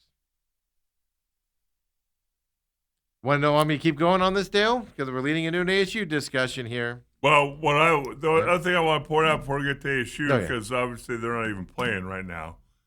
But I did hear over the weekend a lot of noise about the Izzos and the Patinos and all that, and how hard they coach, and they yell at players. And, even Ralph Sampson said it over the weekend. Yeah. You can't. Coaches that fail. He said coaches that fail in this sport are passive aggressive. That's what the Houston head coach said over the weekend. Oh, Kelvin Sampson. Oh, it's Kelvin Sampson. What did I say? Ralph. Yeah, I was going Ralph. Sorry. The Houston head coach. Yeah. He said you can't survive in this game being passive aggressive. You need to set the standard, hold your team to this standard, and nothing different. Did you see on the women's side? Well, another stat on these guys in a minute. But you see on the women's side, I think it was it South Carolina? No, it wasn't South Carolina. Where a coach got in one of the girls' faces and was yelling at her, and people got up in arms about it. And even the player afterwards was like, I needed that. That woke me up. Right. So, you can see, and it can be startling to people that are Well, here's the thing about those coaches. Number one, I promise you that they've built a relationship with that player. Yeah, they know how to play. And I promise you it's a lot easier to coach a player that knows that you love them rather than somebody who you haven't paid attention to or whatever. You're just yelling to yell. One of the coaches over the weekend in his press conference, I don't remember who it was, so I watched them all and I get confused. He said, my goal isn't wins and losses. He goes, that's what we get judged on in wins and losses. Right. He said, but my goal is that kid on this team can call me in 20 years if he needs help with something or needs some advice or whatever. He knows he can pick up the phone and call me. So he goes, this is all nothing. Yeah, we're here to win. We're here to play to win. But that's what I care about. And then you get those comments on the general public is like, oh, my gosh, did you see Pitino yell at the player? My favorite, I have 2 things that happened this weekend that was my 2 favorite things. One, Pitino when that kid hit that shot. Didn't make a basket all game. Yeah. Calls his own number. We find out afterwards. And Patino, the kid makes it, and Patino's just stoic. He looked like the coach that lost. Stoic, and just turns around and walks over and shakes the hand, walks off. Just no celebration. No, I think there's probably something in the locker room. No, inside. Well, you saw his if you saw his press conference, he was telling the story. He's just lit up. Yeah. But on the court. But then the other side of it was you had two grouchy, miserable human beings. I'm talking about Bobby Hurley's brother, Dan Hurley, and Cronin from UCLA last night. They battled each other out. They did a side-by-side. I don't think they did it on purpose, where Cronin's yell at a kid to get the F off the floor, and you could read his lips while he's yelling it across the floor. And they go to Dan Hurley, who's yelling at a kid, to get the F over there. They're both yelling at the kid, telling him to get the F over here or something. It was so great. It was so great. But I do know Cronin and Dan Hurley's kids love playing for him. As grouchy and how miserable they look on the court, people like playing with them. Here's the other thing, though, Dale, that I'm talking about with these coaches. And this is where it's going to be tied in. Yeah, ASU's not playing right now, but they are going through a coaching search, and there's rumors of who they're eyed on and moving forward. And there's a lot of consternation this weekend because he's an older gentleman. Rick Pitino is 73 years old, alive in this tournament. Yeah. I mean, still around in this tournament. I Yeah. should use my Tom Izzo, 71. Yeah. Rick Barnes is 71, Tennessee. Kelvin Sampson, Houston, 70 years old. John Calipari, 67. Basketball, yes, there's some young guys making splashes. Yep. A lot of old guys still doing it the right way and doing it their way and having a lot of success out there. Something to be said about that. You know, it's not basketball is not the young man game. Now you can get somebody special that's young, right? As you go into that stuff, but you know, you do kind of want. I'll take experience and a shorter shelf life here and turn the program around and set the standard than I would a young guy that you just kind of taking a question mark on. If I hear one person say, yeah, but he might not be the coach for the next 10 years. They're all saying it, Dale. Who gives a damn? Everybody, he's not going to be here for the long term. What? We want somebody like Dillingham in here. I literally saw it all week long. On Saturday, when Chris Cartman, Sun Devil Stores, broke the news that Randy Bennett, who's from Mesa, dad coached 100 years over there at MCC, lots of success for him. He's Gary. This is what I don't get, Dale. The amount of outcry because the guy's going to be 64 years old going into next season. He has said in the past he doesn't want to coach into his 70s. That gives you 6 years of a guy, Dale. Yes. That 12 NCAA tournament appearances at St. Mary's. The only other good team in that division is Gonzaga. And Gonzaga's leaving it, by the way, which I do think is influencing him on leaving this conference. Because with Gonzaga leaving, you're going to get less notoriety in that conference, harder to make the tournament, et cetera. I think he might eye this as this is the time to leave because of that stuff. 12 NCAA appearances, 25 seasons at the school. All-time winningest coach there at St. Mary's as well. He made Sweet 16. Made at least one Sweet 16. Won in the first weekend a lot. This year they lost in the first round. All of that at a school named St. Mary's, folks. And ASU people are complaining because he's going to be 65 years old coming up. Guess what? You give me 6 years of success, and then that sets it up for the next guy? Perfect. Number two. Yep. And I've not heard anybody talk about this. I don't believe that St. Mary's is in the top 5 NIL fundraisers in basketball My next either. thing I'm going to bring up. He's done it in a conference, and he's done it getting to the NCAA tournament in a conference where he might be one of the better teams in that conference, but he's doing it with less. Yes. Than Gonzaga's even going to. And less money and also he's worked under those parameters. Yes. Now, granted, the NIL just started, but he's still there and still. A WCC Coach of the Year 7 times. 4 times in a row, by the way, between 22 and 25. So it's not like he's going downhill now and you're going to get him. Right. He's getting better as he's getting older as well. Yeah. His team is better in the last 4 years than they were before that. 61-6 record over the last 4 years in WCC games. And ASU fans are going, I don't necessarily like this because he's going to be 65. He's too old. Give me a young kid with those stats and that history. I told everybody before what I want here. Like I joked around when Bobby Hurley was here. I don't care who you hire now. Go get a high school coach for a couple years if you have to. Somebody besides Hurley. You need somebody that, one, knows ASU, meaning he grew up here. He knows the history of ASU. Now, I will say this. Randy Bennett is not a Kenny Dillingham, Molly Miller type. He's not a spring chicken. He's not a guy that's just hype. He's a guy that we just talked about with the Rick Pitino's, the Sampsons, Kelvin Sampson, those guys. This is our standard. This is what we do. Come and do it. Let's go. Let's get better and play some basketball here. Demanding here as well. I think it's fantastic hire. But the amount of people that were poo-pooing it because of his age. Basketball is a different sport. Yes, you want a guy that's going to coach you for 20 years and have a ton of success, Dale. But we're Arizona State, for Christ's sakes. Yes. Can we make the tournament every year, first of all? Let's have that be the standard. How about first. every other year, Steve? Every year? 5 years. What have we made it? 5 years, 5 times in the last 20 years? How about, every other year we're in there doing stuff. The amount of people complaining because he's an older gentleman with doing more with less at St. Mary's, folks. Even before NIL, Dale. You mean to tell me to recruit at St. Mary's, you had to go recruit against Gonzaga? I go Gonzaga, I go St. Mary's. I go Gonzaga. They're a better school. Or think about that. You got the GCUs of the world winning, in their downtrodden conference last year and stuff like that.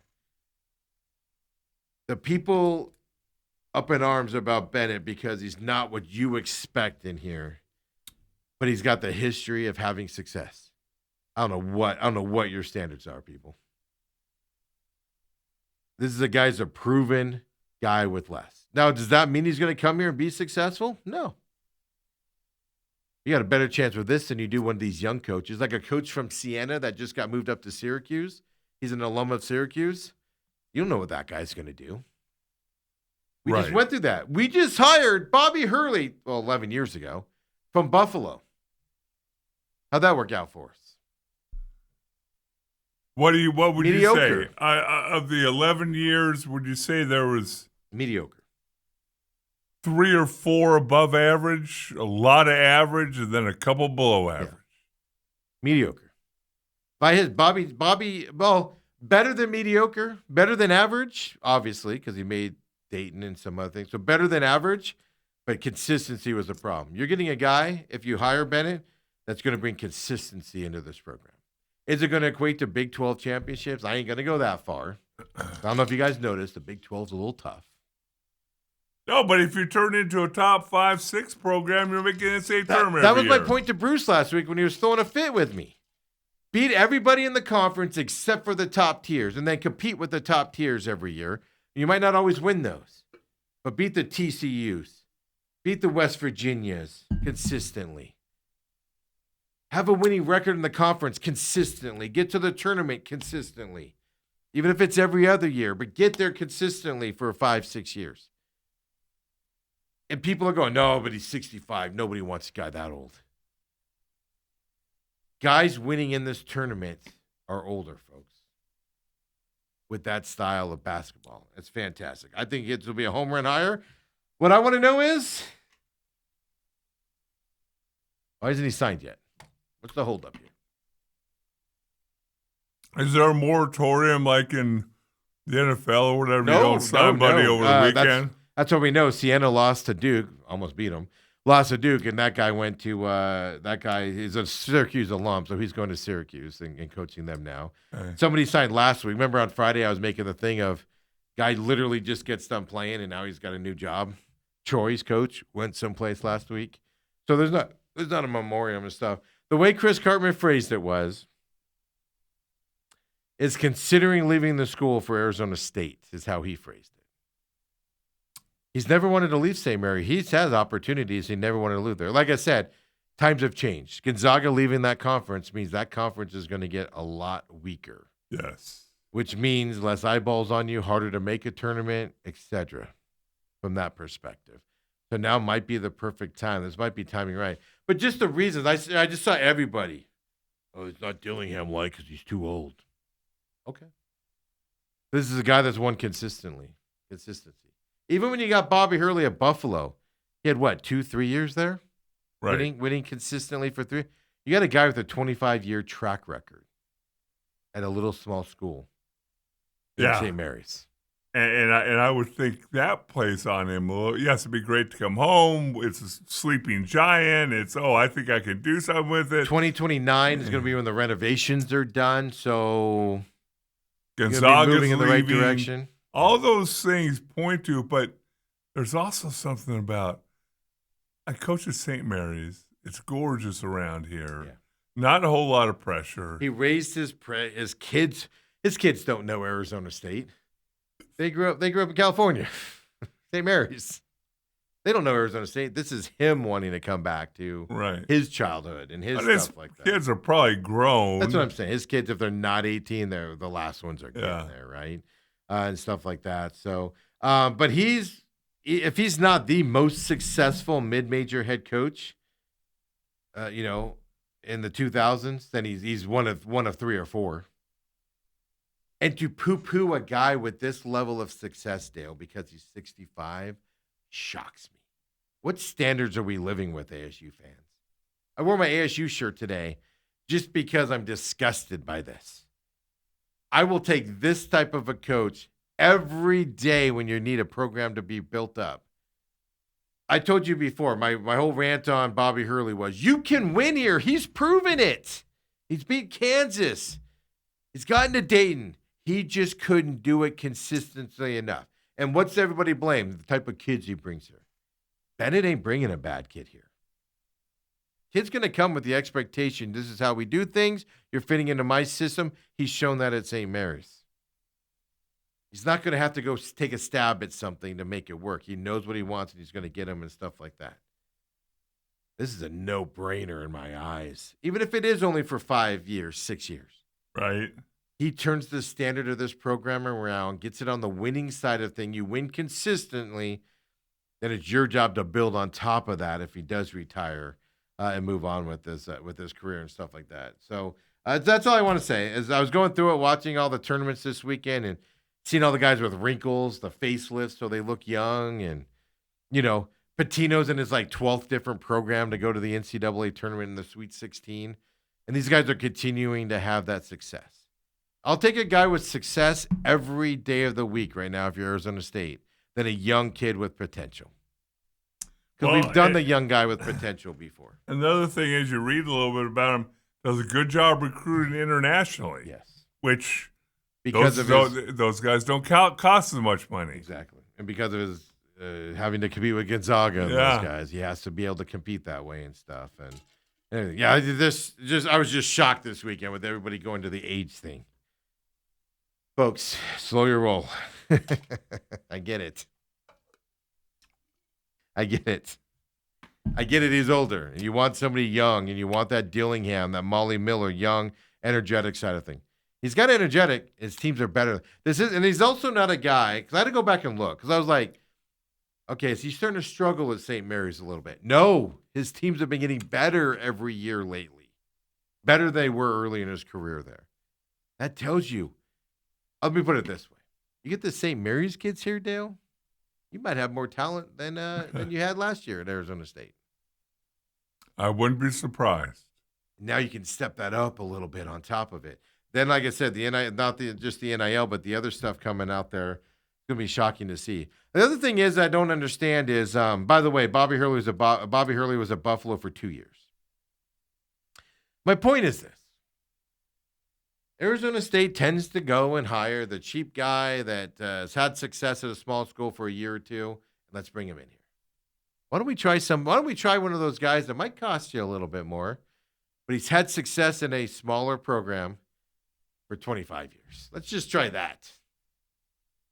See if that works out, Dale. Right. Because I'm not interested in going and getting, I know they're hired, but a Troy head coach or, New Mexico. Odin's only been there for a year. And he had really good success this year. Right. San Diego State's head coach, been there just for a few years. No, go get the guy that has the consistent track record, please. And let's see. If it doesn't work out, then we'll have that discussion later on. As we need to go from that side as well. So I'm looking forward to that. We'll have to see where that's at. Why is that done? Now, I have a feeling it's going to be hard to pull him away because you're going to have those emotional sides as well. How ready is he? 25 years anywhere, Steve. I know. And he likes it there, too. Well, he played at San Diego, not San Diego State, back when he was in college and stuff. So even though he grew up here in Mesa, he's been a California guy for a long. I know he was. I know he went to St. Louis for a while because they kept referencing that over the weekend that he was there as well. But but St. Mary's head coach there in 2001. Let's do it. See what happens. Wrap it up, Graham. Mr. Rossini to you. Oh no, we're first name basis. When you call him out on Twitter. We're not allowing easy access for the big guys. Arizona won yesterday. Yeah. No major disappointment for Arizona here to start the season. No. That's postseason. So the thing that got me excited about yesterday's game, first of all, on a GCU point frame. I jokingly am like, go get the GCU head coach, Bryce Drew, over here for ASU. Go do that. Oh, but he loves Jerry Colangelo. He ain't leaving there. That's what you get told. Okay. Here's his problem over there. Did anybody watch Utah State yesterday? Who won the division that GCU plays in? The WAC. Did anybody see Utah State play last night? Pretty good. Utah State, before that game, did a press conference, and their roster went from 700,000 last year to 2.5 million this year to make it to play Arizona last night in the NCAA tournament. Hey, GCU, your roster, you need to be paying the right guys, and you need to be about $2.5 million. How close is GCU to that, do you think, Dale? That would be a good question to ask somebody in the know. Yeah, they're not going to tell us.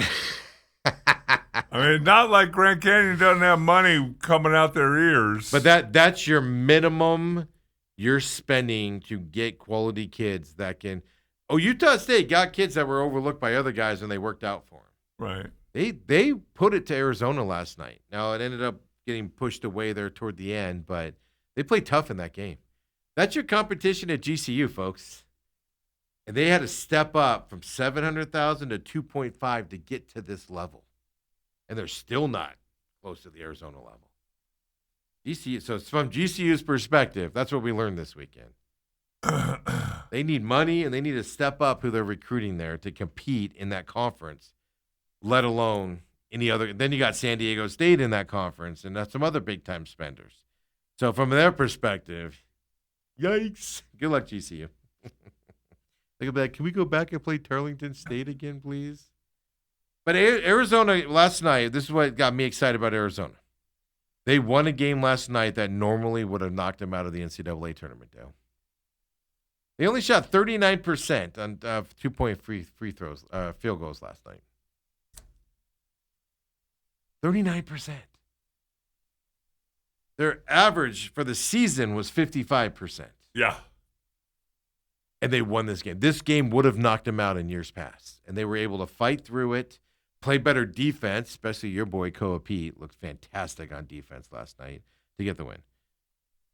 They were shooting too many threes. There was, I don't like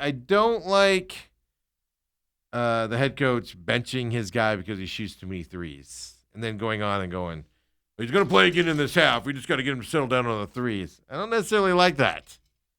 But it worked out for him as well from that side. Yeah. I trust Tommy Lloyd over Utah State. Utah State shot 53% on 2 points on field goals yesterday. 10% better than U of A's defensive average for the season. Their defensive average for the season was second nationally. Utah State shot 10% higher. These are games that I was watching that game late going, ooh. I even put out on Twitter, Arizona's in a dogfight here. And then they ended up pulling out a little bit and getting right. These are games that Arizona would traditionally lose in the tournament. This is what would knock them out. And they were able to overcome it, win comfortably at the end of it as well. from that side. That is amazing to see from Arizona, and that gives me a lot of hype here. That national Final Four definitely has always been the standard, but that's what championship teams do.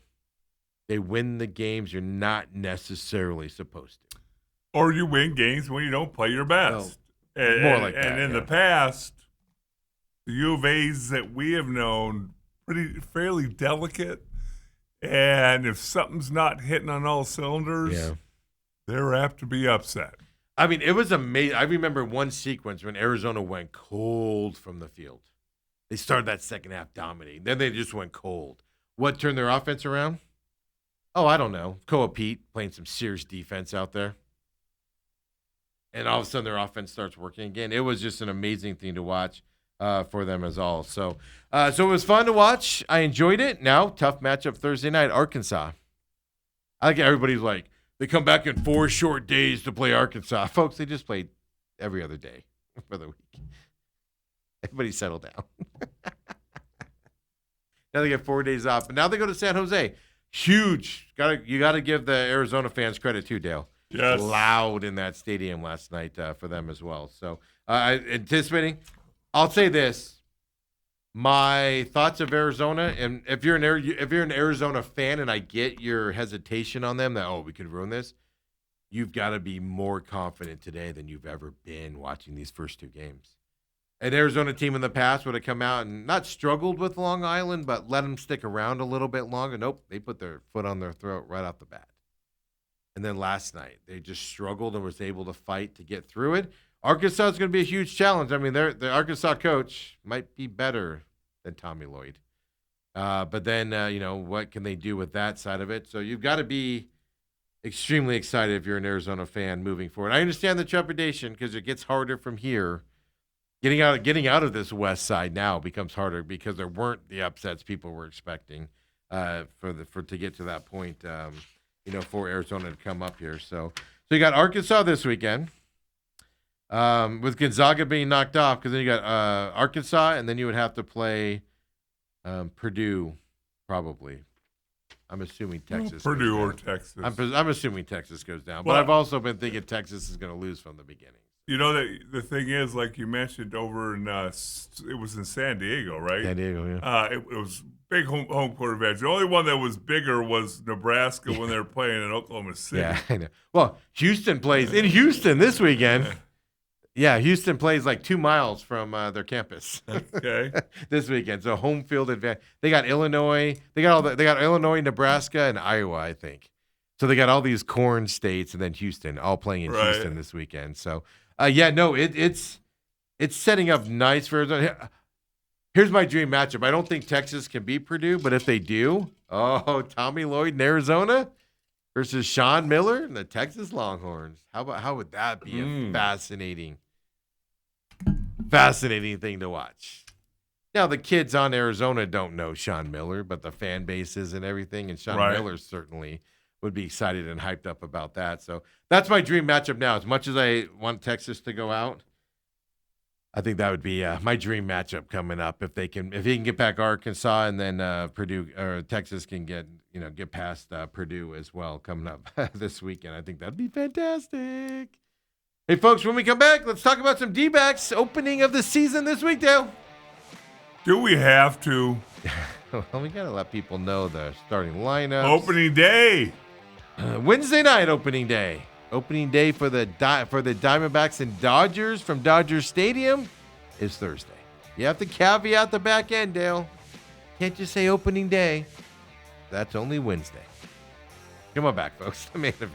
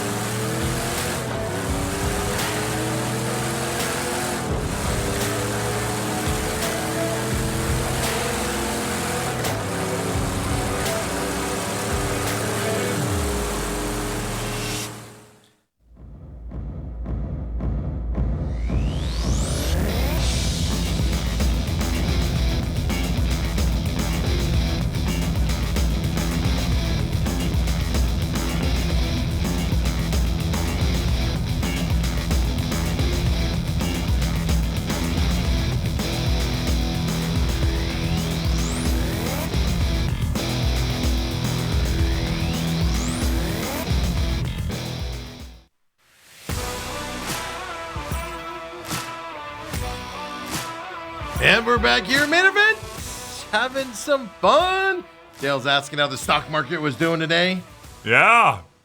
I don't Way know. I don't know. Do a whole lot of people know that Big Steve's now getting up bright and early in the East Valley? 7 a.m. Yeah, look, I can leave 5:45, and as long as there's no accidents, I'm fine getting here. I like to get it at 6:30, relax a little bit, get the information to Kobe so we can do the graphics and all that stuff. So I'd like to be here at 6:30 at the latest, just that way I'm not rushing and feeling all right. And I took too long at Chick-fil-A today. I sat in that Chick-fil-A line for like 20 minutes. Ooh, at 5:45? That would have been, it was about 6 when I got there. Yeah. When I got there, so 5:50 or something. Yeah. Wow. So I got here a little bit later today. But no, it's fun. I like it. I like the morning one. It's easier, it's crisper. I like the breakfast. I am looking, we're thinking we'd like to get an afternoon or an evening business show going as well. It's kind of like summarize the day as well. So if you know anybody interested, hit me up. SMAC 500, text the text line. If you know anybody who wants to get into this, maybe do a little side project. You can work full time and still come in here and do it and everything. I think it'd be fun to have an afternoon one, Dale. I'd ask you, but you don't know anything about business. No. You just know how to run. If I want to do a cookie store show, Tell you how to start one and run one for 25 years. yeah, successful one before you got out of it. But Do you miss it? Do you wish you didn't sell it? Absolutely not. Because of the management side, the headaches of employees Yeah. and all that stuff. That's what does most people in. You build your company up big enough to where you have to hire people, and then you find out you don't like them.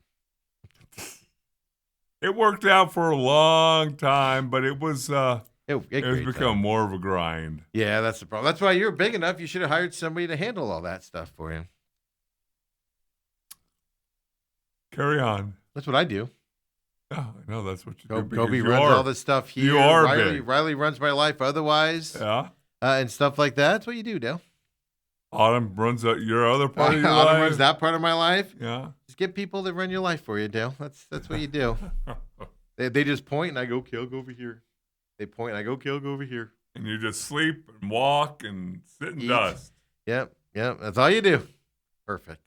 The way it's supposed to be. Hey, season for baseball gets underway here coming up.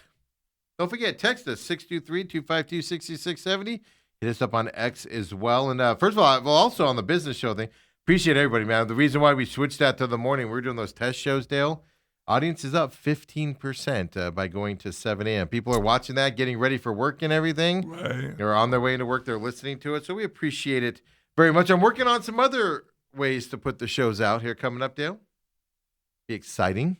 Okay. Might have an app coming soon, if you know what I mean. So make it easier for people to catch the shows live and all that stuff. So stay tuned for that. Now, it's not going to be something we're announcing like in the next week or so. It's going to take a few to get it together. But I was working on a testing this weekend and interacting with people, figuring out what we need to do for our setup and things to get it done. So it might be coming our way soon as well, coming up here. So we're always looking at ways to expand and get people out there, just like TME Media AZ.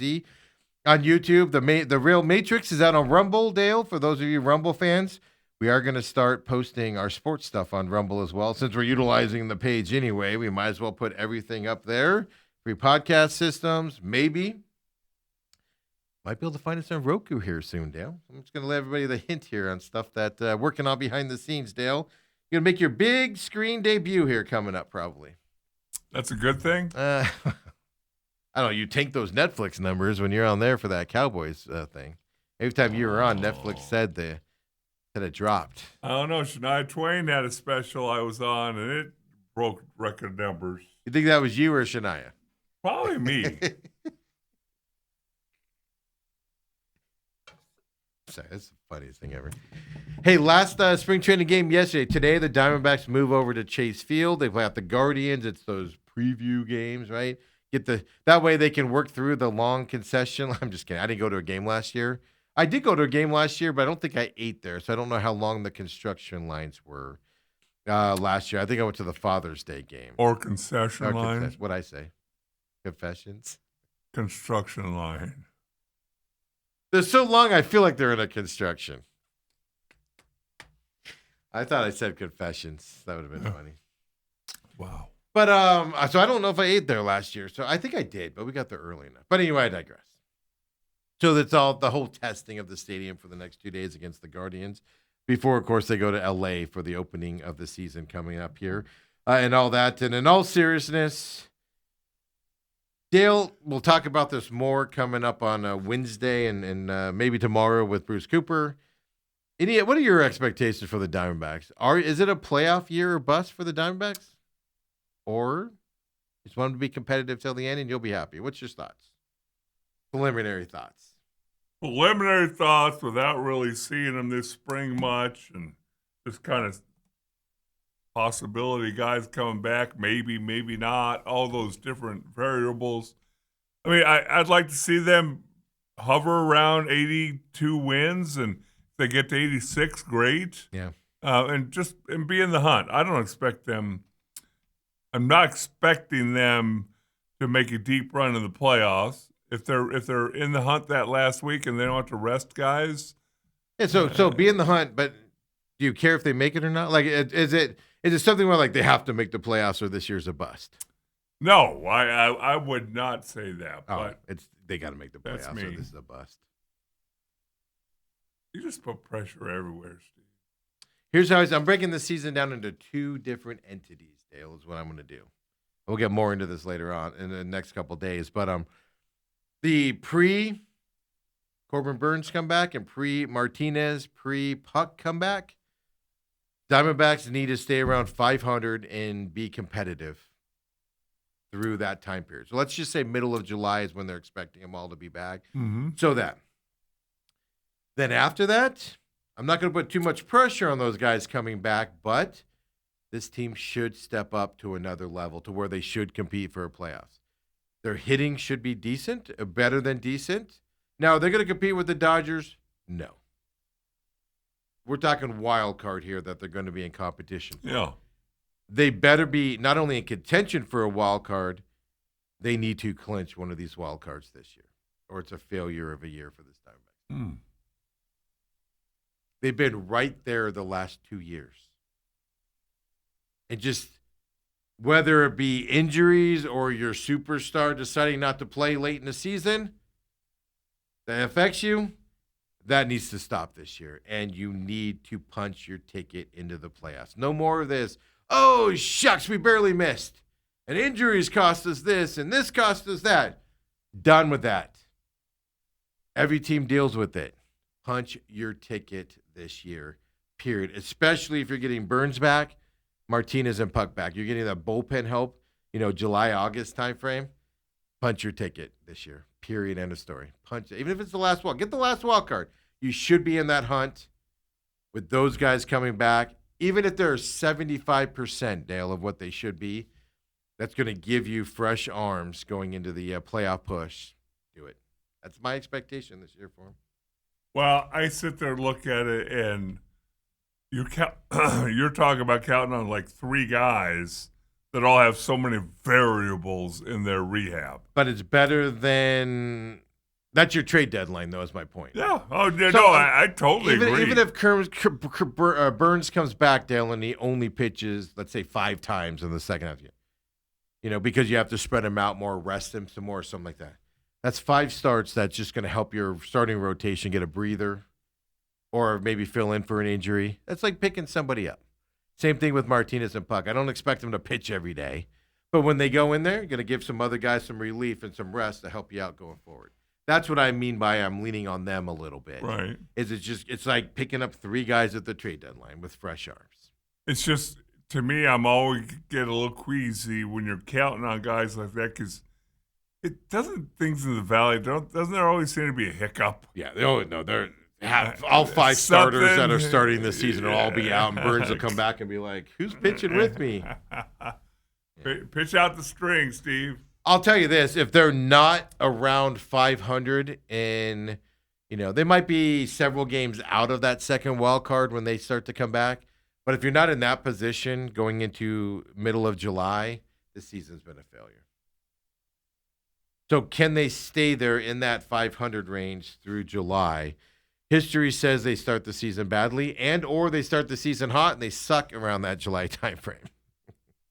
So which one is it going to be? Well, what's amazing to me is they're keeping a very low key, close to the vest. There's not a whole lot of public expectations. From the Diamondbacks? Yeah. No. Which is what you do when your manager's on year 10 and probably should have been let go. Year 11. Or you're trying to keep the enthusiasm quieted a little bit because you're excited about the year, but you don't want to jinx it. Here's your starting 5 pitchers. Zach Gallen will go in game 1. Ryan Nelson in game 2. Eduardo Rodriguez. Those are the Dodgers starters there for your Diamondbacks. Michael Soroka and Brandon Pfaadt will go against the Tigers as well. So that means you're getting Merrill Kelly back. Probably second road trip of the season is what I've read over the weekend and stuff to that effect. So those guys will mainly get, so he'll come back, whenever Soroka or Brandon Pfaadt, are up again on the backside. But Ryan Nelson starting second against the Dodgers tells me he's got a chance to stick in the starting lineup because usually he's the one that Torey Lovello just throws back down again and treats him like garbage. And even though he's your most consistent pitcher out there on this staff. So when Merrill Kelly comes back, that's going to change some things up as well. But, and let's see. See what happens. Eduardo Rodriguez against the Dodgers better look like Erod against the USA team. I can tell you that. None of that nonsense. Boy. Watch out. Wouldn't that be nice? Wouldn't that be nice? Well, yeah, that'd be very nice. But then, keep in mind, closer situation. We'll know when Torey knows. We'll know as he does it. So enjoy Paul Sewald if they have any closing situation coming up. Paul Sewald will be your closer. I'm just going to tell you right now, I have a terrible feeling about that as well. Oh, don't forget, also, Gallen versus Yamamoto, that's one heck of a matchup. It's going to be fun on Thursday, opening day at Dodger Stadium. Yeah. Home openers for everybody that day. That has home games. So there you go. We'll talk more Diamondbacks as we get closer, of course, with Bruce Cooper as well. But I have no problem with that starting lineup. I mean, they should all perform. You have the history telling you they might not perform, meaning Erod. But these guys should all perform. This is now you're playing the Dodgers and then Tigers. Tigers are going to compete for a playoff spot this year as well. Right. Interesting enough, we're going to see Hall of Famer, old man himself, Verlander in that Tiger series. He's going to be on the mound reportedly. The ageless wonder. He is What is he, 35? Yeah, I think you're undercutting here. Justin Verlander. You just think he's 35 because he married that supermodel. You think he's younger than he really is. He's a good-looking dude, too. Yeah, because I think he's in his 40s. No. Yeah, 43 years old. Wow. February 20th, 1983. Yeah. Do your thing, Justin. When you said he was 30, I was all, let's hold slow our roll there. Really quick, I'm looking up something else really fast here. D-backs opening schedule. Let's see. Sorry, folks. I should have had this ready. Obviously, Cleveland. No, but seriously, Dodgers, Thursday, Friday, Saturday.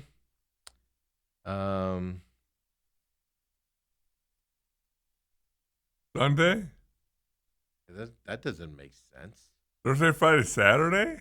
Hold on, that doesn't make sense. That's why I was double checking this. But this is my second source telling me that they have this. Hold on a second. Let me switch to a different screen here. Diamondbacks schedule. That doesn't make any sense to me. I know it's only a 3-game series, so they have to have a day off coming up. Let's see here.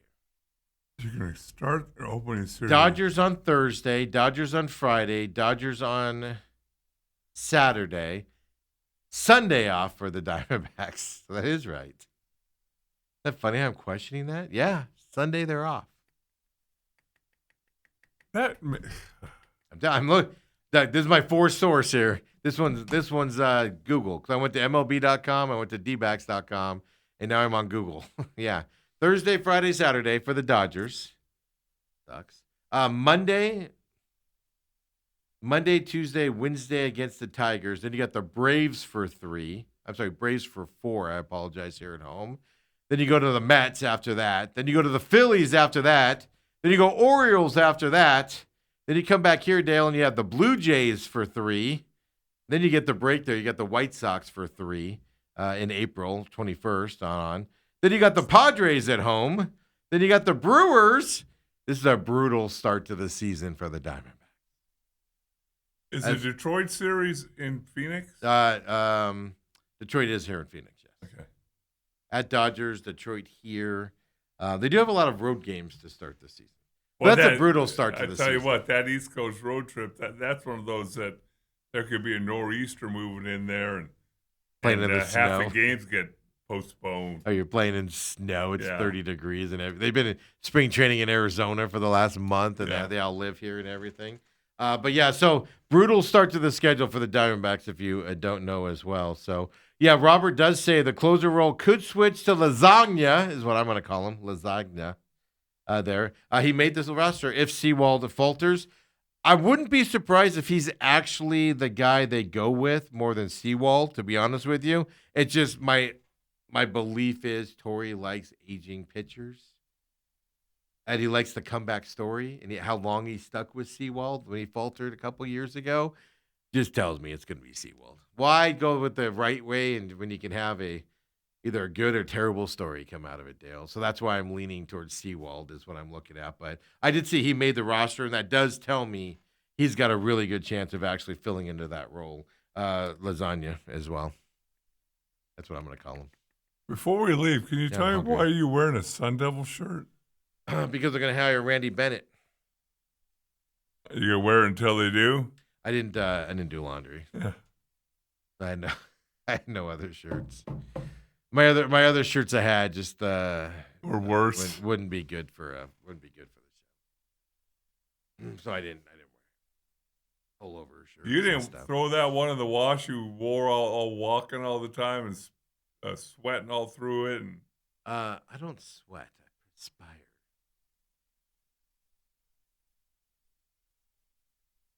That wants to make me throw up in my mouth.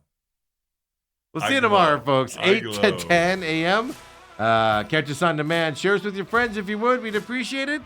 Is Coop with us tomorrow? Coop's with us tomorrow. He hasn't texted me yet. He's doing some stuff with, was that St. Vincent de Paul that he works with and everything. And I think this week it's clear. But, they'll reach out to him on a Monday night and be like, we need this done tomorrow. Obviously, charity before us, folks. I'm not going to complain about that at all. So, but scheduled to join us tomorrow. So come and join us as well, folks. We'll see you then. Have a great Monday night.